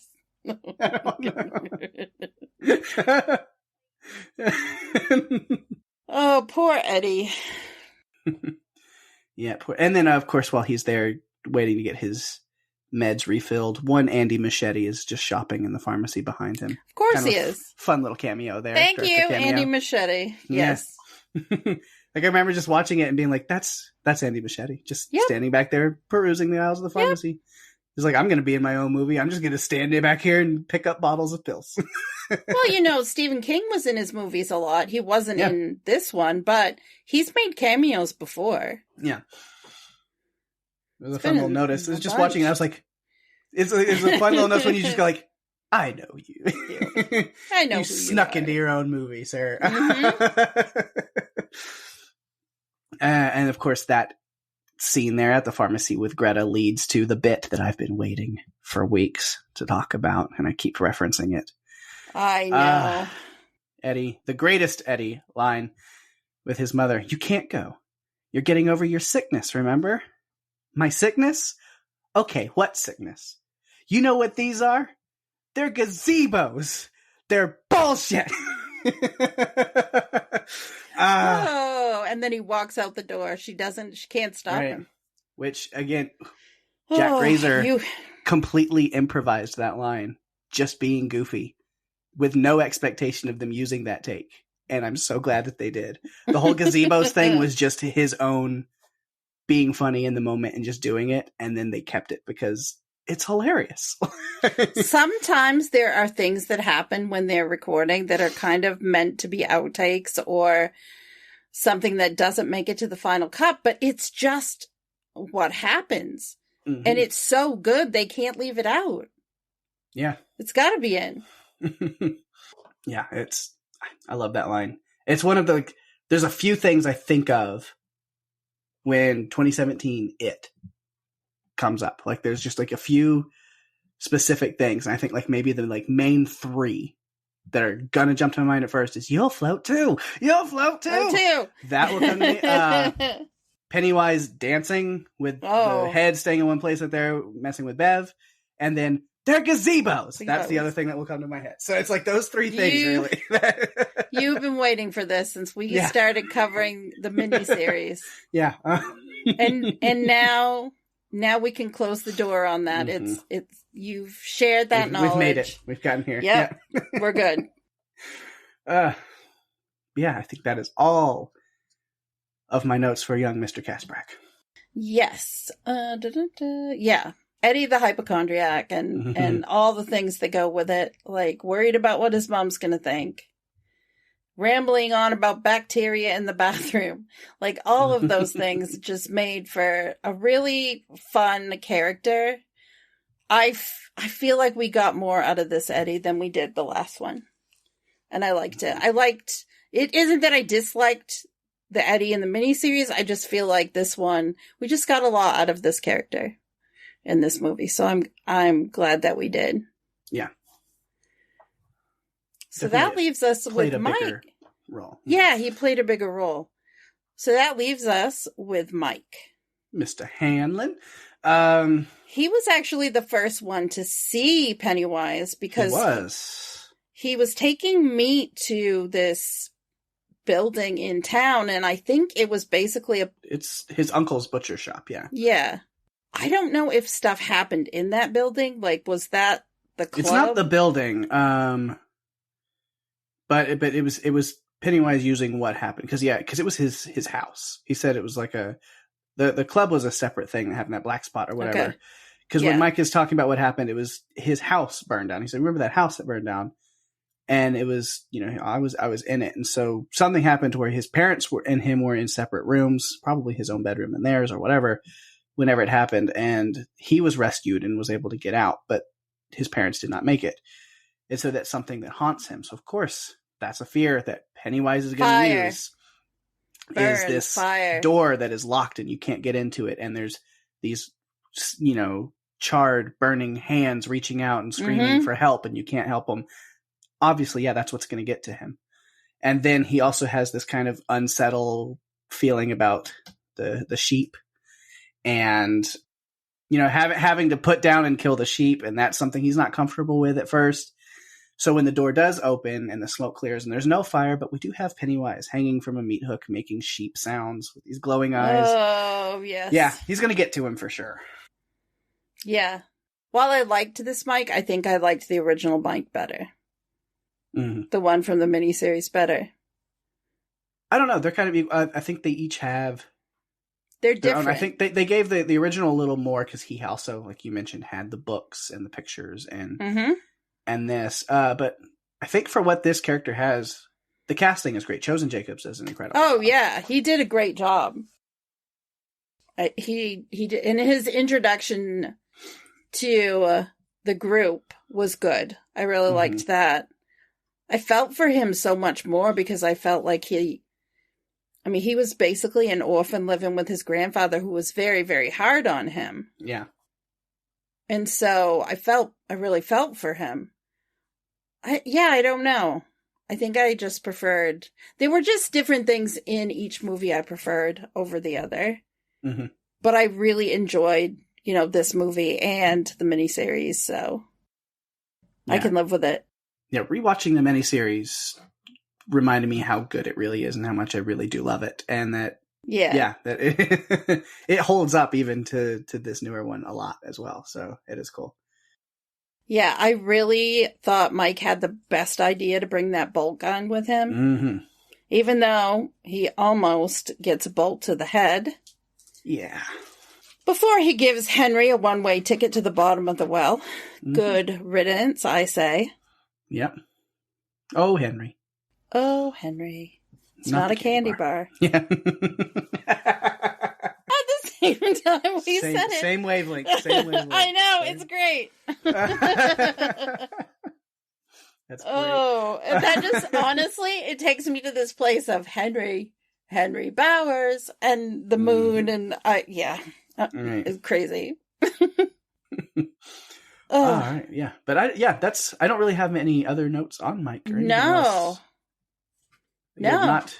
I mean, again, Chosen Jacobs did a great job, but like in the grand scheme of things, it's like, he's one of the seven, one of the Losers Club, but doesn't have the most major stuff. Although, like I did when we were talking about Pennywise appearing to him, maybe has the most personal and one of the most disturbing experiences with it, for sure. Absolutely. I'm interested because I don't remember a lot about the second movie, Chapter 2. So I'm interested, once we get to the adult versions, how things go. Because, again, I watched it that one time. It's been a while. Yeah. We've had a whole pandemic in between. Mm-hmm. So 2019. Yeah, I don't remember. I have to watch it again, so we'll see. Yeah. So there is one more member of the Losers Club that we have not, we have talked about, but not focused on. And I don't have a whole lot, but Stanley Uris, Stan, and his, I did mention him being, of course, the one to make sure the bike was propped up. But his initial It experience, Stan is creeped out by the painting of the flautist that is in his dad's office, which, who wouldn't be? That thing is god-awful hideous. Yeah. Why is it there? Why would anybody hang that up anywhere? That is terrifying. So of course I wouldn't. It is going to appear as that thing. Of course it is. Because, God. Yeah, all the teeth, the Pennywise teeth. It's so obvious when she opens her mouth. It's Pennywise, no brainer. Super creepy. It was honestly that was Stan's going in the basement time. Yeah. Going into the office. And again, we saw his father being just so hard on him. Right. Well, you're obviously not practicing. And, but I didn't get the sense of hesitancy from him in some of the scenes that we got from the miniseries. Yeah, it wasn't as much in there. Yeah. I have little things, of course, when they go to the house that last time to go down into the sewers and go face Pennywise, I do make the note that Stan, again, was the last one to go in. Yeah. He does have to kind of be convinced by the others. Everybody else goes in and Stan's standing outside by his front, by himself, and there's Stanley, are you coming? And they have to kind of talk him into it, and then they go down and head out. Then, of course, he does get separated again, and just bad things. So, he definitely has his hesitancies. And There's another deleted scene that I'll talk about that's a little more, but but it's not shown as strong in this movie at all. Yeah, I liked that. But again, now I want to see the next, part 2 so I can reconnect with that, because right now what's fresh in my head is seeing the miniseries. So I've got to see it. And I love that we did this, honestly, because it's just great to reconnect with this entire series. I feel like I'm going to be an expert in it by the time we're done. Right. Yeah. And I have one last Stan random note. While they're at the park kind of talking about their experiences and their dreams, or, what they're seeing, he says their dreams. But then it was like, no, I know the difference. Mike says, I know the difference between dreams and real life. But then Stan mentions something is like, when there's like, it comes back every 27 years. And he says, maybe it could be like cicadas, those bugs that come back every 17 years. And I was like, Stan does have a point. It could be like cicadas because they can almost be as scary as Pennywise is. God, I hate those little fuckers. Can they so be? Much. We don't. I don't experience I hate cicadas them so much. I hate them so much. I really do. Like, once it's that season and they start showing up everywhere, it's just like walking and like there's just like one on the ground or on a wall or on a tree, and I literally will freeze and be like, point at it and be like, stay, because they will just come flying at you randomly if you disturb them. Like, I've had them on the wall outside my apartment, and like I'll open my door as quiet as I can, and then and there it goes. And I'm like, and it scares the shit out of me. I hate them so much. Oh, that's not something I have to deal with. No, I'm glad. The worst. I'm really glad that I don't. The worst. I don't want that. Yeah. I think, like the miniseries, Stan did not really want to accept what was happening or believe what was happening. Like, he knew it was. He saw it happening, but he still was kind of like not wanting to fully commit to believing. Yeah.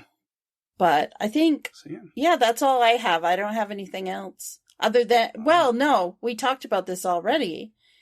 Stan was the first one to leave the group at the end. Yeah. Mm-hmm. So. Yeah. So we've broken down the Losers Club. Lucky Seven, if you want to call them that. Yes. Lucky Seven, always. I mean, they won't call themselves that in this movie, but you can if you want to. I can. And I will. But we do have one more human character that does play a big part that we have mentioned a little bit. That son of a bitch, Henry Bowers, played by true two-horn-born boy Nicholas Hamilton. If you know, you know. He's just a great Australian funny boy musician. Spent a ton of peak COVID time playing lots of Fall Guys online. How do I know that he did that? How do I know that? Who knows? Anyway. Love some Nicholas Hamilton. He's great in real life, but definitely Henry Bowers is pretty terrible in this movie. He was... he's worse. The first Henry Bowers in the miniseries was menacing. This Henry Bowers was downright psychotic. Mm-hmm. He would hurt anyone. If he said he was going to kill you, I'd believe him. Yeah. And I understand, based on what we saw of how his dad treated him. His dad shot at his feet to make him terrified so his friends would see that Henry was a loser. Weak. Yeah. Yeah, you almost want to feel bad for him. You do. But then almost. But then he's carving up people's bellies. He wants to put a bolt in Mike's head. He's going to shoot a cat just for fun. I know. Oh my God. I was never so happy for his father to show up than that moment. Right. Like his dad is abusive and terrible, but it doesn't excuse Henry's actions of being a total psychopath also. No, it doesn't. But he gets to take a little trip to the mailbox and gets a present from Pennywise. And then the TV told him to kill his father. Yeah. And that I have to bring up. There were multiple times, like when TVs were on, where they were talking about clowns and floating. I have a whole thing about that.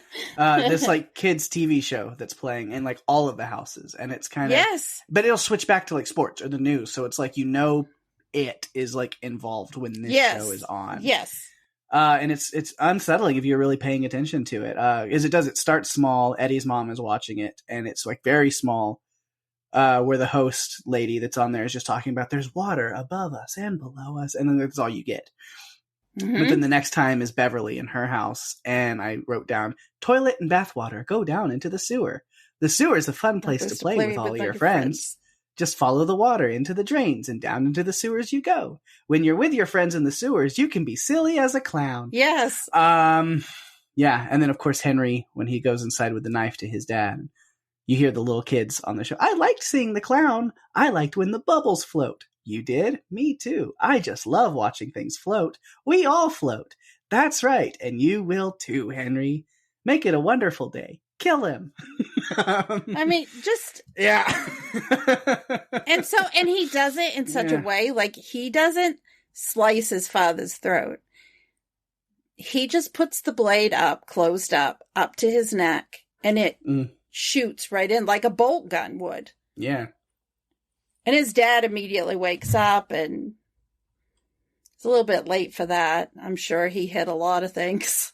A lot of important things with that knife. Yeah, and then, of course, Pennywise shows up on the screen at that point with all the kids, and they're even with the little bouncy ball following the lyrics to the wonderful song, Kill Them All, Kill Them All. Oh, yeah. And Henry does this on his own. Like, he goes after the Losers Club on his own. Mm-hmm. Like, this is his thing. He's going to do it on his own. None of his friends come with him. So we didn't get any belch death scenes, although the belch in this movie was much less belchy than what we saw. He only did it like once, maybe twice, and I'm glad with that. Yes, me too. Yeah. Bowers. I had a note about this. I feel like I can say it because if you know who Nicholas Hamilton is, as much as I've listened to so many podcasts and things with him, again, I'm a big fan of his work with other stuff. Mm-hmm. So he's very open about things, so I feel like I could talk about it. He uses some very derogatory language in this movie towards the losers, and then, but I feel like Nicholas Hamilton can get away with it because in real life he is very, very gay. So he can call them those words if he wants because him as an actor, he's like, that's fine. I can say it. Oh my gosh. He's hilarious though. I just have a random note about that. I was like, you listen to podcast stuff with him. He loves to joke about how gay he is. Oh my gosh. It's great. Yeah, we talked about Owen Teague, the Patrick. And then all of Bauer's goons kind of have their own shticks. I thought I was like, Belch with his belching. Patrick's always got his spray can flamethrower, and then Victor, the third one, he's got the shtick of being the other one. He's the one that doesn't really do anything. He just does what he's told. That's all that happens with him. He does what he's told. Whatever Henry needs him to do. Right. He does it. Hold him. He's the one, though, that is often saying, Henry, trying to get him to stop. And Henry is just, no. He's got a one-track mind. Right. Yeah. So Patrick is sent into the sewer after Ben, we talked about, and he found something else. Something very wonderfully creepy. Zombies and balloons. Yay. But the reflection, like there was this one piece of that scene where the balloon, which says I love dairy, is facing him, so you see his reflection, and then it pops and you see Penn. I thought it was great. I liked the effect of it. It's cool. And then I don't really have anything else with Henry that we haven't talked about. Just his present from it. The knife that he lost in the woods. And then him showing up outside the house on Niebolt Street, following the kids in, where he traps them all in the well, except for Mike, who's still up there. He tries to kill Mike, but then Mike ends up pushing him down the well. Yep. Bye-bye. Have a nice trip. Good riddance. I hope you have the time of your life. Yeah, that's Bowers. All right. Well, I'm looking, and I don't think I have any other notes, Because we've talked about everything else. We talked about the TV, which was so strange. So I think we're ready for you to give us a little bit of what you found out when you were looking at the deleted scenes. Oh, well, I've got more notes about Pennywise and its stuff first. I do. So I'm going to do that first. Some of it I may have thrown in already, but see, again, with Bill Skarsgård as Pennywise, it's a very different voice. And like I mentioned, Tim Curry's great, but this one is just creepier in every way. I think he really wanted to tone up that creep factor. So some of the things I noticed or found out, and I think that are really cool, when Pennywise is talking to Georgie in the sewer, right there at the beginning, his eyes are yellow when he pops up, but then they start fading into and they turn blue pretty quickly. And as he's talking to Georgie, he has blue eyes, the color of Bill's eyes. Small little trick to form this comfort and trust with Georgie. Right before he attacks, they go back to yellow. It's a cool little thing to notice. Oh my God. So yeah, that's awesome. Skarsgård makes a lot of choices to add to the creepiness, things that he does. Like he's always drooling. He has this, idea of, well, yeah, of course, Pennywise would be just salivating at the thought of being near children that are in fear, because that's what he feeds on. So as he's talking to Georgie, or when he's got Eddie pinned down, he's just drooling all over, which I watched a little behind the scenes thing, and they're talking with them about that. Jack Grazer is just like, yeah, he's like, Bill is just drooling all over me for real. And it was disgusting. And then Bill Skarsgård is talking about like, he was like, how weird it was. Cause like, I have to get into character, and I'm like holding, Jack down, who's playing Eddie. And I'm sitting there all in his face and like playing with him and toying with him. And I'm drooling all of him. He's gagging for real because of my drool. And it's this whole like, it just gets real visceral and intense. And he goes, and we finished that scene. And I'm like, okay, Jack, are you okay? Are you all right? And he looks up at me and goes, oh my God, that was so great. I love what you're doing. Which actually, that scene, their fight with him, that first fight in the house, was the first time any of the kids had ever seen Pennywise. Oh my gosh. The kids had been filming for like a month or two before, getting to know each other. They were kind of a good pack. They had built real friendships. None of them had seen Bill on set at all. They kept them separated. They kept Bill away from the kids up until filming that scene. The first first scene they filmed with the kids and Pennywise together was the first time the kids had ever seen him at all. Because it's funny, there's a little video, they were interviewing some of the kids, Jeremy Taylor, who played Ben, and then like Jack, who played Eddie, and Finn Wolfhard. And they were asking me, like, so y'all are going to film with Bill, with Pennywise later, and like tomorrow or something. It's like, what do you think? And then they're all saying like, yeah, we haven't seen him at all. Have any of you? And he's like, I think, and then Finn's like, I might have seen something on Barbara's computer, Barbara Muschietti. It's like, maybe it was like a character mock-up or something. And he's like, but I think he has blue hair. And then like Jeremy Taylor was like, from what I understand, he has like one orange eye and one purple eye. Like, they have no idea what to expect. They were like, they've been told all these things. Andy has like fed them wrong information and all this like stuff, to where when they show up to film that scene, they had no idea what they were getting themselves into. And like Wyatt Olaf that played Stan was just like, it was so much fun and it was terrifying. Of course it was. Yeah. They had these prosthetics that Bill Skarsgård had to wear. And that's what made him drool. So that was one of my, behind the scenes notes that I found. And he just rolled with it. He's just like slobbering all over these poor kids. Yep. Like, he just did it. And they go, and then of course you see throughout the movie his eyes just kind of floating off in different directions. There is no CGI in that. That is an actual trick that Bill Skarsgård can do, and he's freaked out everybody with his ability to do that. Yes. Even getting a little bit into the next movie, Bill Hader couldn't go anywhere near him because he was scared of him because of that eye thing. Oh my gosh. Yeah, Bill Skarsgård as Pennywise scared the hell out of Bill Hader. He wouldn't go near him, which is hilarious. Which that's more for next week's, but while we're talking about it, so there's a little thing. I do like that throughout this movie, it is shown not just as Pennywise, but they really focus on playing off of personalized fears for each kid a lot. To where we see him in a lot of different forms. I like that. See, we talked about the TV show, talked about the adults being creepy. Yeah, we've mentioned it a little bit again. Jackson Robert Scott just crushing it with anything that they give him. The first time Bill sees Georgie, but it's actually it. The most demented thing it can do. Wakes him up with the water drops, brings him into Georgie's rooms first, where he picks up the Lego turtle. Another turtle reference there. Oh, yeah.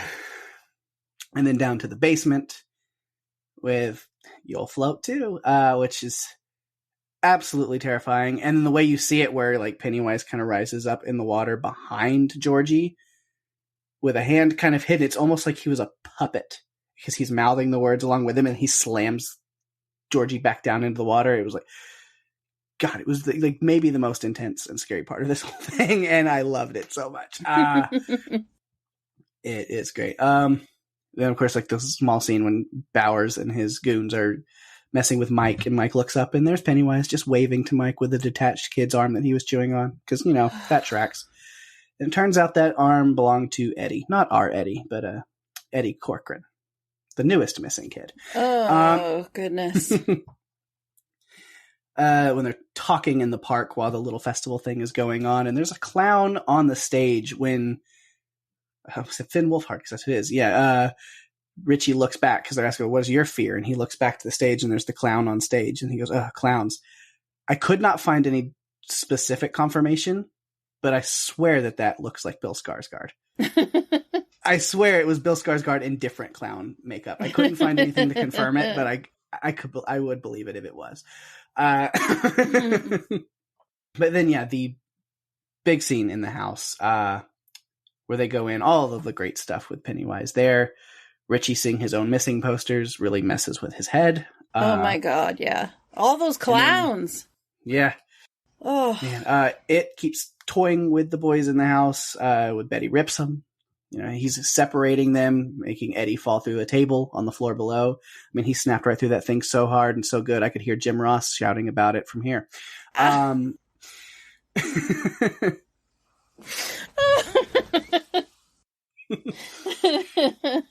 Then we mentioned Richie said he was scared of clowns, so of course what does it do is lure him right into a room full of clowns, including one of them in that room that looks just like Tim Curry's Pennywise. A nice little homage there. Oh man, yes. Oh yeah.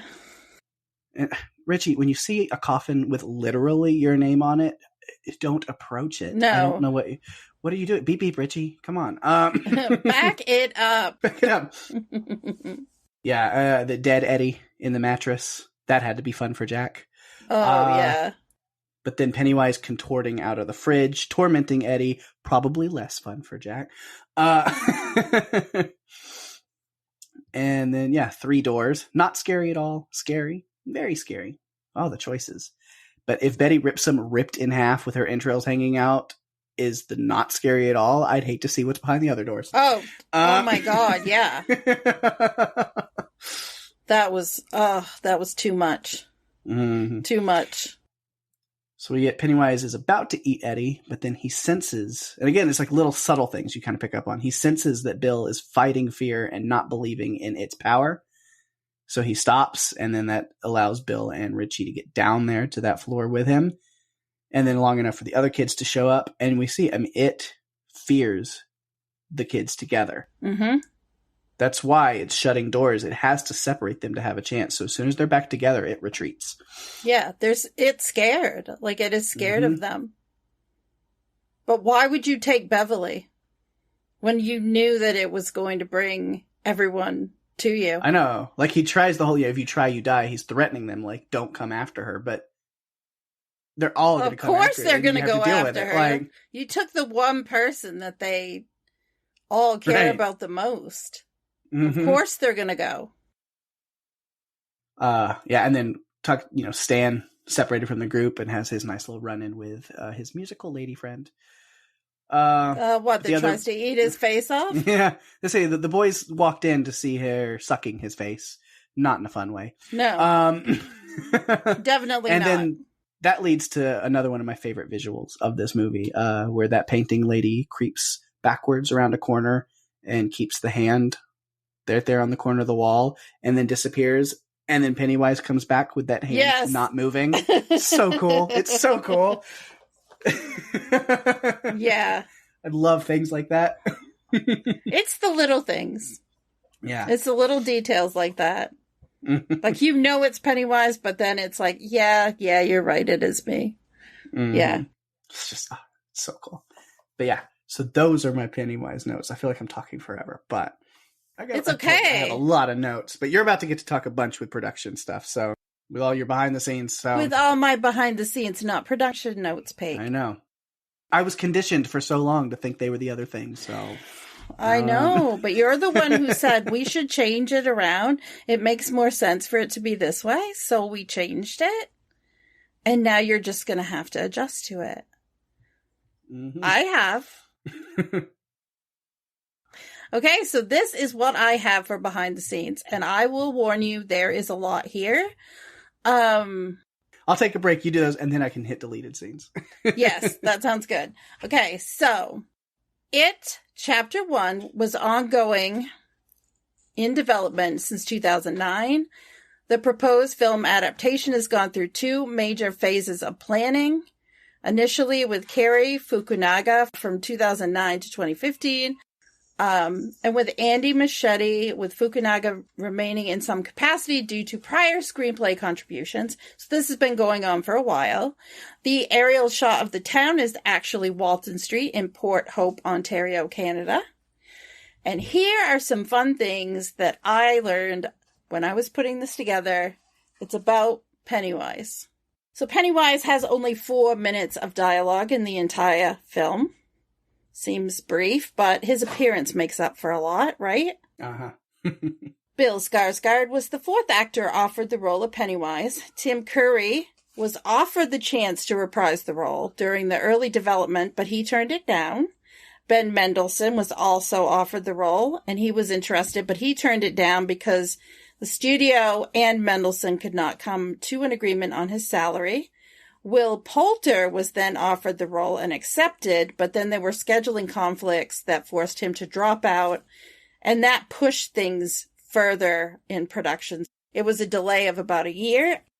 I remember seeing the reports of Will Poulter being cast. Yes. I do remember that. And I thought he was going to do well. Like, I thought he would be good.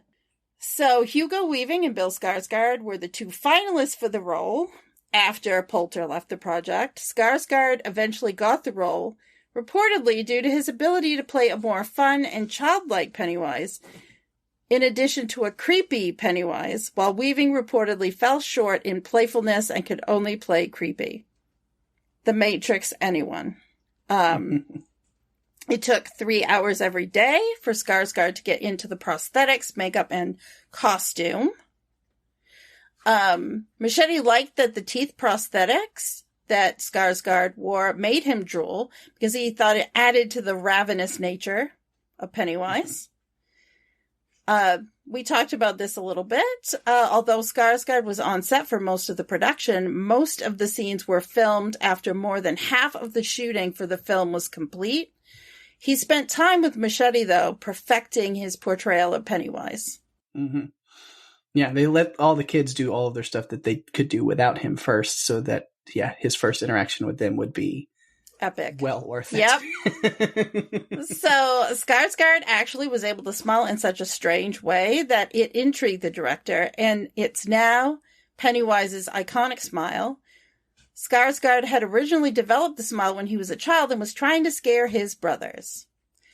That would be Alexander and Gustav, are 2 of them. And I think there's another Skarsgård who is starting to act as well. Yeah, I think there's like 70 of them in all, right? Yeah. Something like that. Yeah. Bill Skarsgård wanted to make sure that his performance as Pennywise was convincing for the audiences, and he said, in order for this movie to be as effective as the book in the series, I have to scare a whole generation. My take was that Pennywise functions very simply. Nothing much is going on in terms of what he's thinking. He's animalistic and instinctive. Skarsgård admitted that he was so into his performance, he would have constant nightmares during and after production. You can imagine that, right? So the refrigerator scene involving Skarsgård partially contorting his body and the use of CGI. Attached to wires, Skarsgård was filmed lying at the bottom of the refrigerator on his back. It was planned for the wires to pull him out of the refrigerator and rotate his body as he stepped out. His actual body was digitally removed and replaced with a digital body. Portions of the body were digitally built in order for the limbs and body parts to be maneuvered in various and intricate ways. The unfolding was hand animated, and Skarsgård's head ultimately remained intact in the shot. Interesting. Yeah. So Skarsgård got inspiration from The Shining, A Clockwork Orange, The Dark Knight, and The Silence of the Lambs. I can believe it, based on what we saw. And we talked about the fact that Bill Skarsgård is actually able to move his eyes in different directions. He basically said, I can do that. The purpose of this was to add an already unsettling and disturbing look to Pennywise. Due to Skarsgård being able to move his eyes in different directions, it's noted that with each eye, Pennywise is looking at both the characters and into the camera as if he's also looking right into the audience. Despite playing the villain, the cast and crew have said that Bill Skarsgård was extremely polite and friendly between takes and made an effort to ensure his performance didn't upset the child actors. Muschietti confirmed that Skarsgård spoke in Swedish sometimes while in character as Pennywise. That would be interesting. Some lines of dialogue were improvised by the actors, and much of the Richie Eddie banter was improv. I think that's why that relationship just came off as being really genuine. Right. So Jackson Robert Scott, Georgie, is the youngest in the movie and stated that he wasn't as scared of Pennywise as he thought he would be. He said he actually had fun time doing his scenes and that Bill Skarsgård was always joking around. So he's not one of those actors who goes into character and then is ferocious the entire time.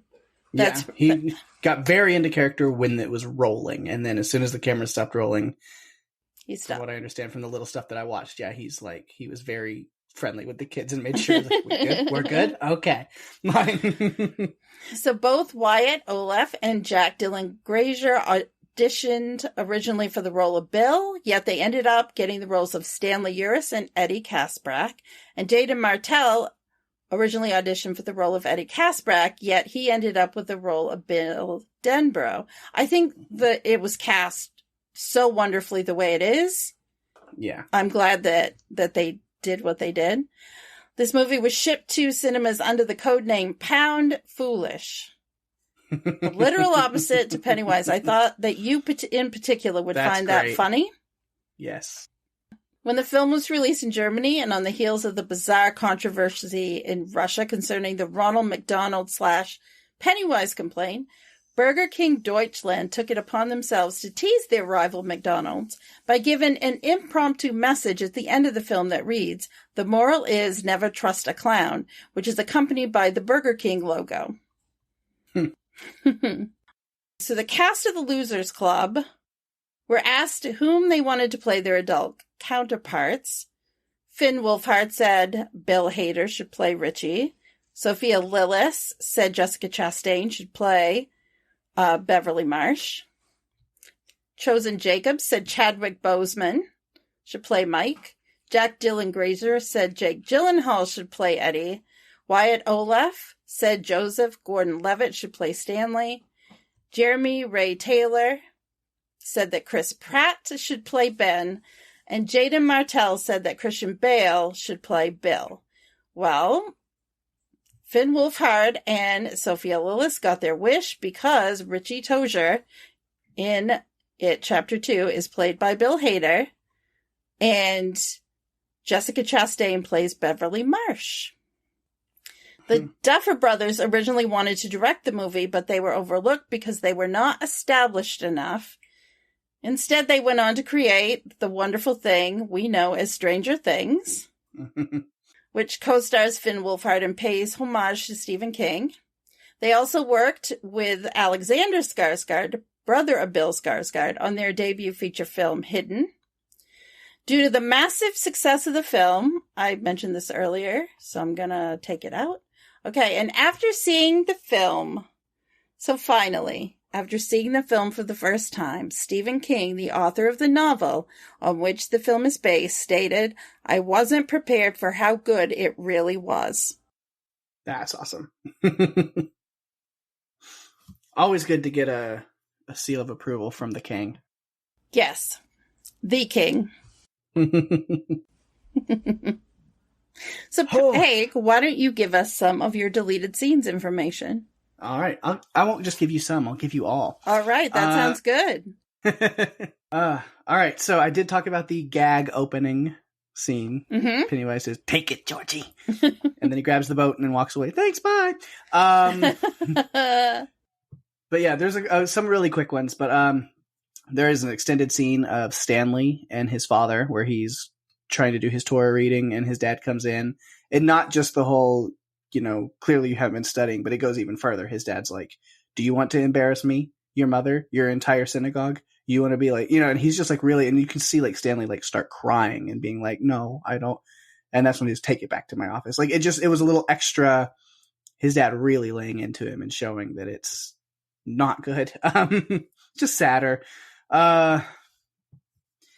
Then there's a more depressing scene again of the Denbrough family, where Bill and his parents are sitting around at dinner, and Bill is excitedly talking about, "Hey, I was looking at the brochures and this, our yearly vacation that we take to Acadia, which is some kind of place that they go to, the water slides and this and that."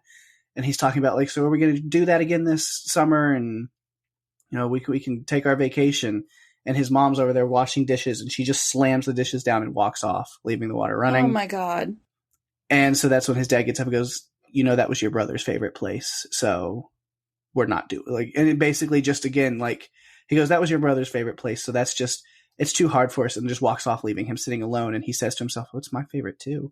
Like, it's just this whole, so we've just completely forgotten that I'm your son because of everything that happened. Like, we can't have fun anymore. It's, again, they just really wanted to depress us more with some of these family situations. Well, Acadia is a national park in Maine, and it used to have water slides around it in Bar Harbor, which is where it's near. There were water slides. Oh God, Aqualand, I think it was called at one time. It doesn't exist anymore, but I used to go to Aqualand. It was like 2 hours or an hour and a half from my house. Oh, cool. Yeah. Yeah, so that was the Denbrough family vacation until after Georgie, and then Bill still wanted to go, but no. Get another scene, Bill's dad checking the basement after Bill's encounter with Pennywise, and him going, "I saw Georgie, and there was a clown, and the basement's flooded." And then his dad goes to check, and you hear him sloshing around in the basement in all the water. And then he comes back up, "Bone dry down there, there's nothing, go to bed." It's just this little thing, and then it cuts. It was kind of a duel, because then it cuts to a shirtless Henry Bowers, and you see just bruises and whelps and cuts all over him, and it's just showing the abuse he deals with at home. And he goes out and he's trying to leave, and his dad's, "Where do you think you're going?" He's like, "Oh, I'm just going out with my friends." He's like, "No, you're going to get me the beer first." Just his dad being a dick. Oh God. And then he goes out to the car. And he goes out to Belch's car. Belch and Victor are waiting for him. And he gets in there. Belch says something about, "So I talked to Patrick's dad." And he goes, "Do you think I fucking care?" Like, he's just doesn't care about Patrick, doesn't care. And he's like, "Let's just go. Let's just get out of here." Like, he's like, "Did I ask you for your opinions? Let's drive. Let's," he's just taking out on his friends what his dad just took out on him. And then they see Mike riding his bike on the street past the house. And that's when they go off chasing after Mike. So there's that. Mm-hmm. Quick little scene of the other kids outside the house when Bill, Eddie, and Richie go inside. So there's just a scene of the others standing outside, the ones that drew the longer sticks and didn't have to go inside. And Stan is just having a breakdown, and he starts crying, and he's just like, "I can't go in that house, and I can't." And that's where you start really seeing Stan is like having an emotional crisis with this whole situation. It's a little more on him. Let's see. And then a quick little one after the encounter at the house was they're running out of the house after Pennywise retreats back. It's just them showing how they got Eddie with his broken arm as they load Eddie into the basket on Mike's bike and ride off with him. And he's screaming about how bad it hurts. Oh my gosh. We get to see Stanley's bar mitzvah speech, because instead it just has the music over it as it's showing different things going on. We just like see him giving his speech. Richie's sitting there, but we don't hear anything. So it was a different version of that scene where it's actually Stan giving his speech, and it's overlaid with showing all the kids kind of separated. And it shows more reason why Stan joined the fight to save Bev, I think. As he's giving his speech about indifference. About how, you know, as a kid, you think the whole world revolves around you, but then as you grow older, you're supposed to realize that it's, you know, you should be there for other people. Mm-hmm. But then how he starts talking, and then he talks about how the adults in his life in this town aren't paying attention to him and his friends and the kids' lives, that they don't know or care what they're dealing with and what they're going through. And I like how he ends it with, he's like, you know, being adult isn't just about being able to drink and drive and do this stuff. He goes, and vote. He's like, being an adult, according to the Holy Scripture of Derry, is learning to not give a shit. And then he like mic drops and walks off. And his dad is upset with him and people are shocked. And then Richie, all on his own, just alone, stands up and starts clapping. And his mother pulls him back down. Of course she does. Yeah. Oh my gosh. So I think that gave a little bit as to why, you know, Stan kind of talks himself into why he goes and helps Bev. With his speech there, that he has been brewing on this whole idea of indifference and people not caring, and he doesn't want to be that person.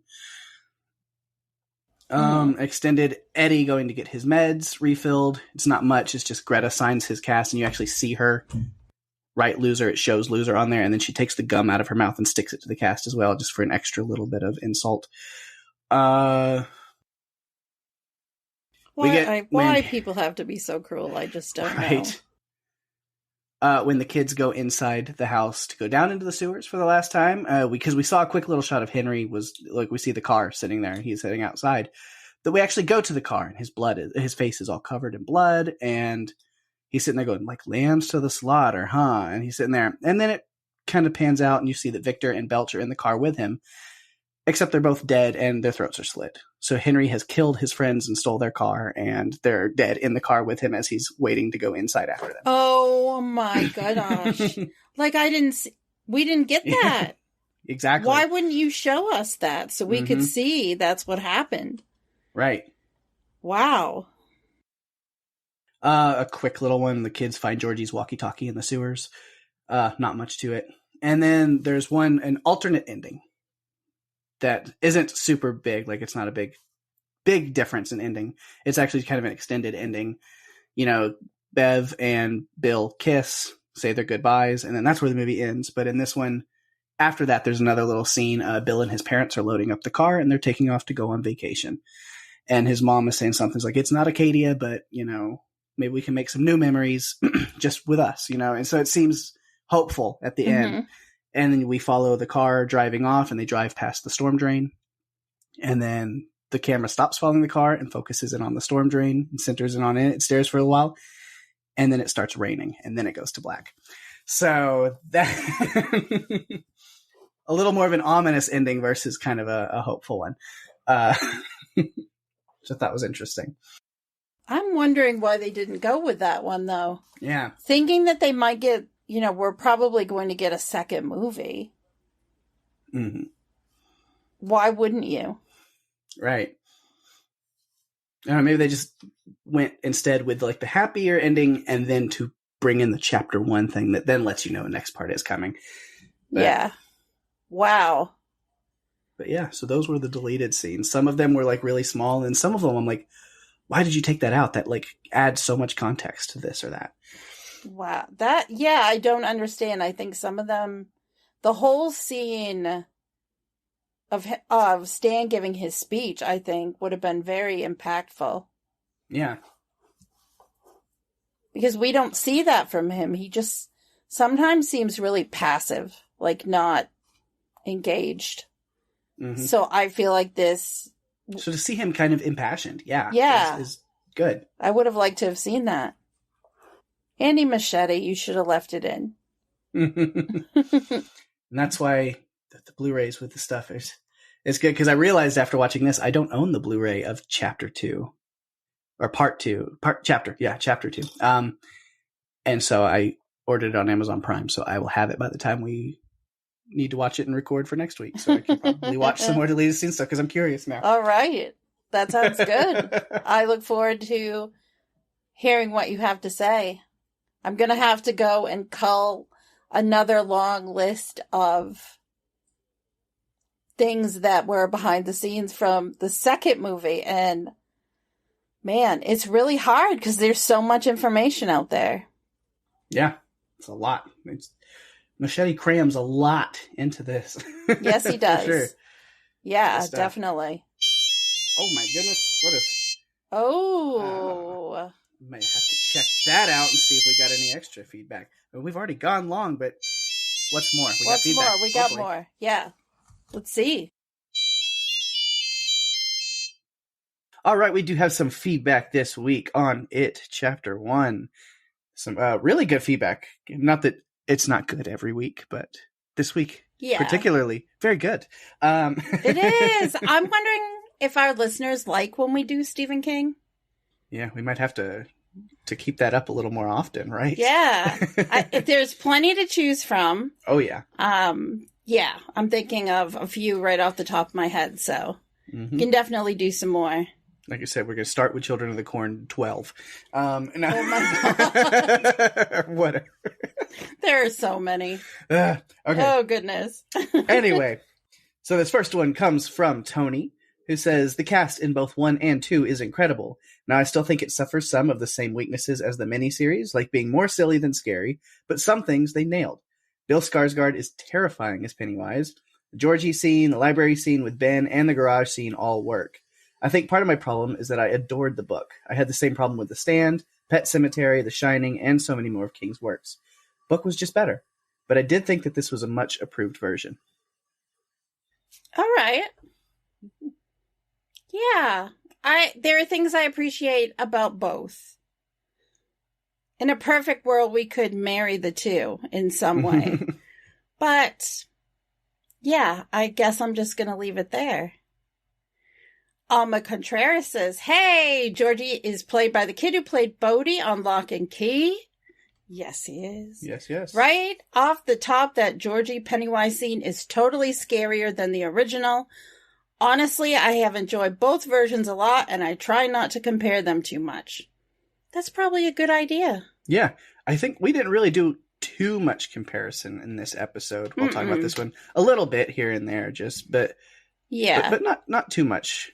We compared a couple things, but not really contrasting and not really holding them against each other. So kind of treat it as its own thing, I think. Yeah, I think so too. I hope you guys didn't mind that this one was a little extra long. Lots to talk about. All right. And then finally, this one comes from Jerry. Hey, Jerry. Says, definitely my favorite film of 2017, released 27 years after the miniseries. I loved having that perspective between the losers as kids and then adults. I was so happy at the end of the film, I was nearly in tears. For me, it was damn near perfect. Wow. I love that. That's awesome. That is quite a glowing recommendation. Yeah.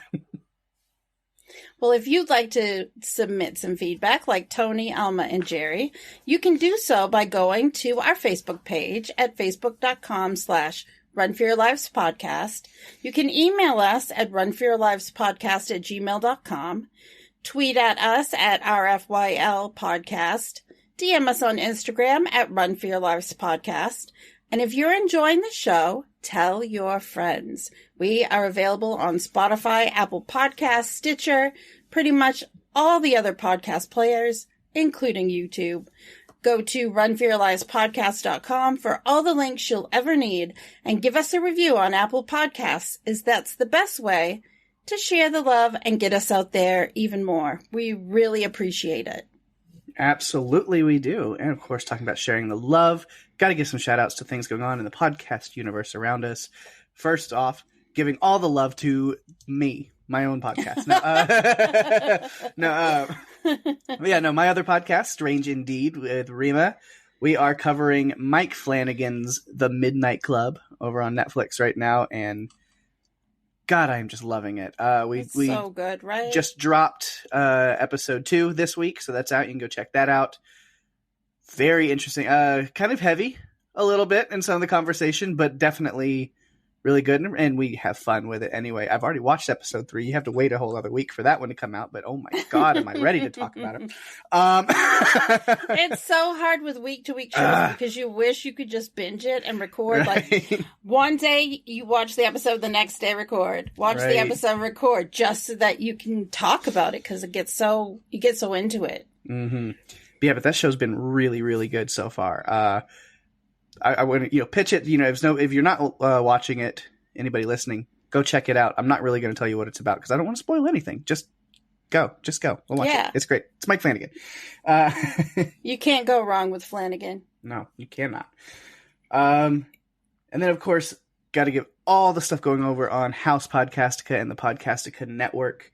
Always working on a million things and crushing it with all the different hosts over there. Run through those. Dead to Me podcast has launched, kind of a recap of the first season, I think, with Jason, Penny, and Jade over there. So go check that out if you're a fan of that show. Andor still going with Jonathan and James on the Star Wars TV cast.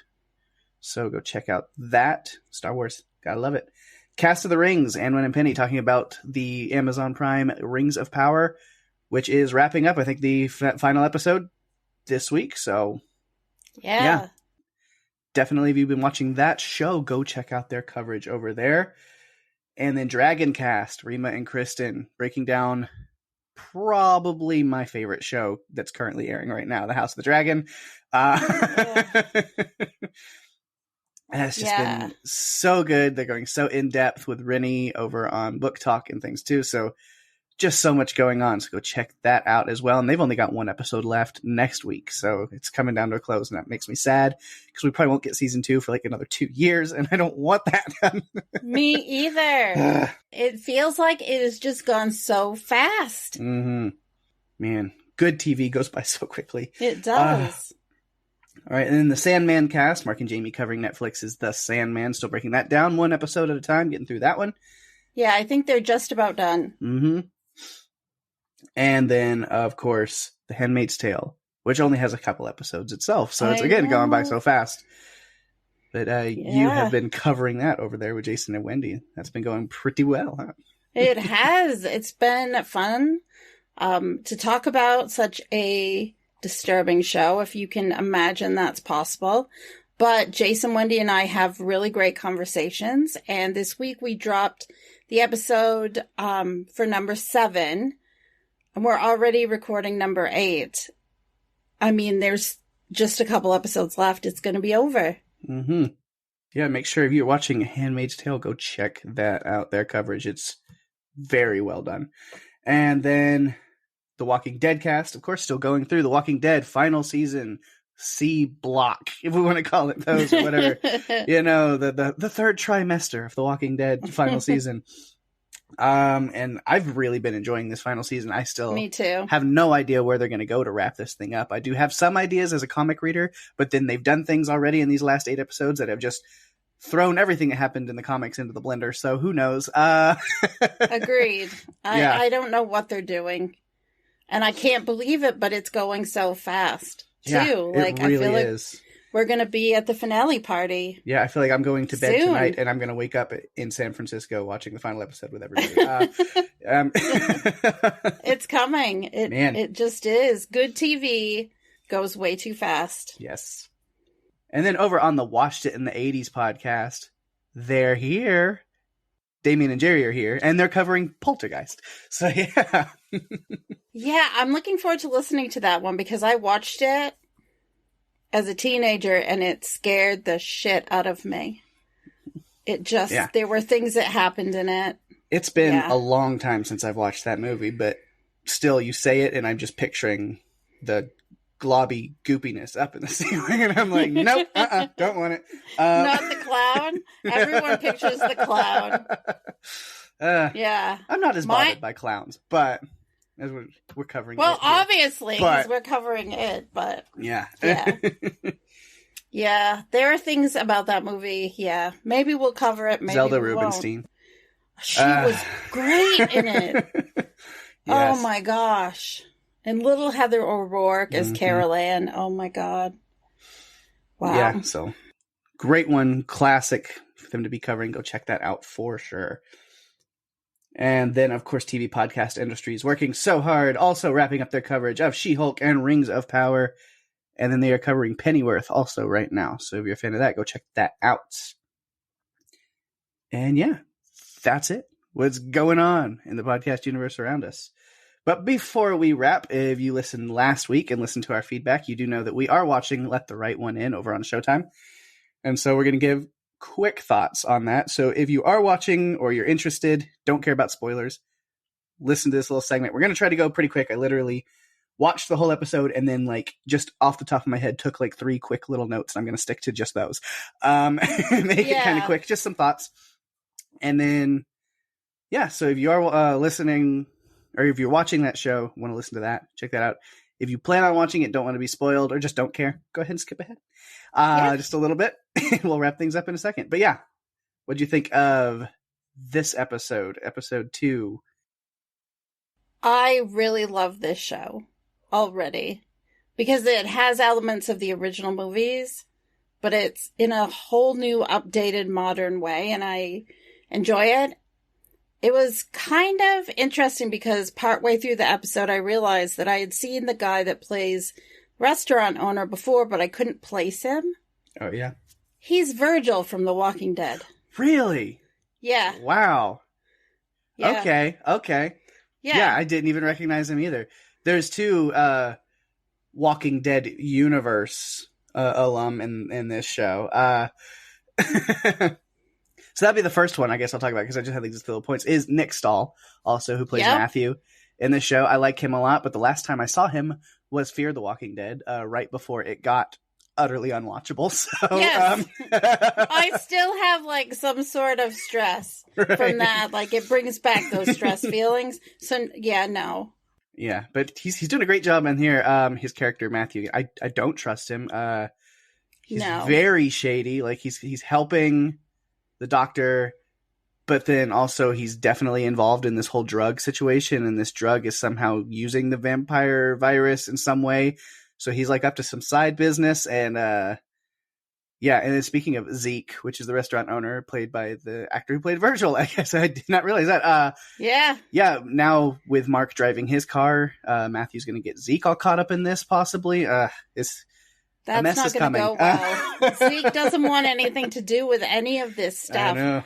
And you know that he was in love with Ellie's mother. That is something that we figured out. And for her sake, he understands Mark's drive to figure things out.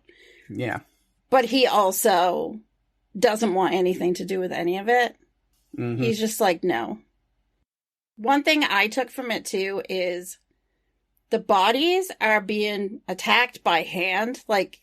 That's what's happening. They showed actually the hand going, how the hand... And that blew me away a little bit, thinking, wow, these people are really strong. Yeah. I think my favorite part of the episode was Isaiah at school and Ellie saving the day. Yeah. That's another one of my little thoughts, is just Ellie and Isaiah are so cute together. I love them together. And her having his back at the magic show was really sweet. And because you immediately see her clenching her fist. She hates seeing him picked on. Mm-hmm. And I almost, as she's walking down the aisle, I almost waited for her to flip off the bullies and be yes. Yes. Exactly. Yeah. And then of course, after them playing in his room together, it was just adorable because he needs a friend, but also so does she. Yes. She's been on her own for so long, and then clearly he's just never really had any close friends. And so they just fit so perfect for each other. And then when Mark goes over there to pick her up and then sees them together, you see the joy he feels for his own daughter, that she has a friend, a normal kid, that's something she desperately needs, but he's also anxious and worried for their safety and for the safety of Isaiah. I mean, who knows, she's not fully unpredictable, but at the same time, she is dangerous. Mm-hmm. And then, he's afraid for their safety is, getting connected and interacting with other people can really only lead to problems down the road, especially whenever he finds out that Naomi is a homicide detective and you see him fuck, this is not where we need to be. he had some major realizations when he realized that she was a detective and has been investigating these murders, but also realizing that he killed Isaiah's father. Yeah. Yeah, that was one of the big things to see from him. You understand why he and Ellie have these rules that they go through. Like, you're not allowed to do this, you're not allowed to do this. It's because they're trying, one, to keep other people safe and keep themselves safe too. Like, no one catching up. The other point that I wrote down is just that Claire is realizing the gravity of the situation. With Peter. They tried to tell her this little story about him and the blood bank, but that's not actually what's happening. He's feeding on live people, and that Claire is completely freaked out about that. You ready for a mind mess with mind F possible, twist that I just thought of, and probably not true, but what if Peter's the one that bit Ellie and turned her? I wondered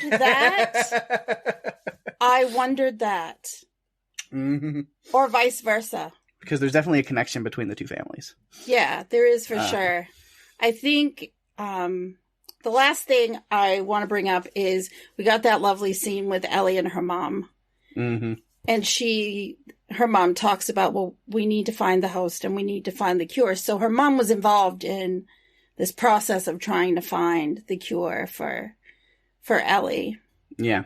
And I'm just worried that she is the one that did something to her mother. Like, she killed her mother because she wasn't in control of herself. Uh-huh. Man, that would be the most depressing thing, like a flashback to see. So I hope know. not, but also for the story, man, that would be powerful. And we can't, you referenced this earlier, vampire monkeys. Yeah, I like that they're putting science into the series to explain the vampirism, why they crave blood, their like extreme strength, why they're aggressive. Like, they explain all these things, which led to vampire chimpanzees, which I can say I never expected to see. No, did not. No.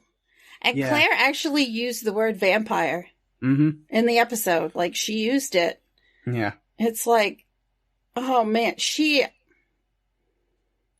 I can't believe it. She's going to give up her career to take leave of absence to try to help. Mm-hmm. But I have this feeling her dad's not long for this world. So. No, I don't think so. As she said, she didn't do it for him. She did it for her brother after talking with him. Yeah. But yeah, so the last thing I have is talking about that, adding the science and things to it. It does leave me with one issue or question. Because we still see in this episode, we have Eleanor not entering the Cole's apartment without being invited. And if entering uninvited does the same thing in this series that it did in the movies, I have no clue how they're going to explain that scientifically. I don't know either.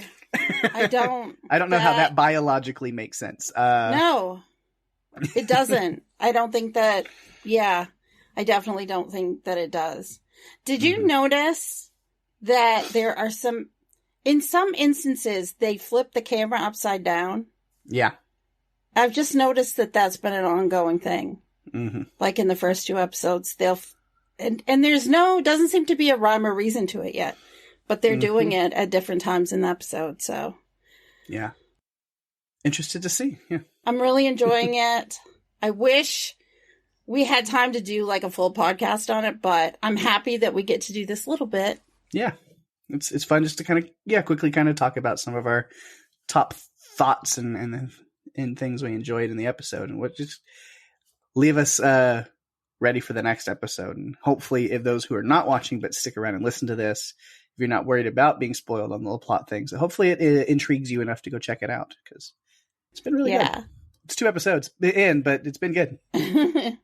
Just don't ask Ellie to make your oatmeal, because she's going to put so much salt in it. You're probably going to be in big trouble. I would ask, what are we doing next week on Run for Your Lives here? But we've talked about it for like a month straight now, so pretty sure everybody knows what's happening next week. Yep. It-Toba continues with the 2019 Andy Muschietti film, It Chapter 2. Hopefully you guys like it. I'm not sure if it will be as long as this one. Hopefully not, but we'll wait and see where the discussion takes us when we talk about it. Right. And then we'll actually have another episode up before a week after that. So only just like, a few days at the end of that weekend, which yes, at the end of next weekend, which we've talked about. So you know what it is. We are going into Halloween Ends.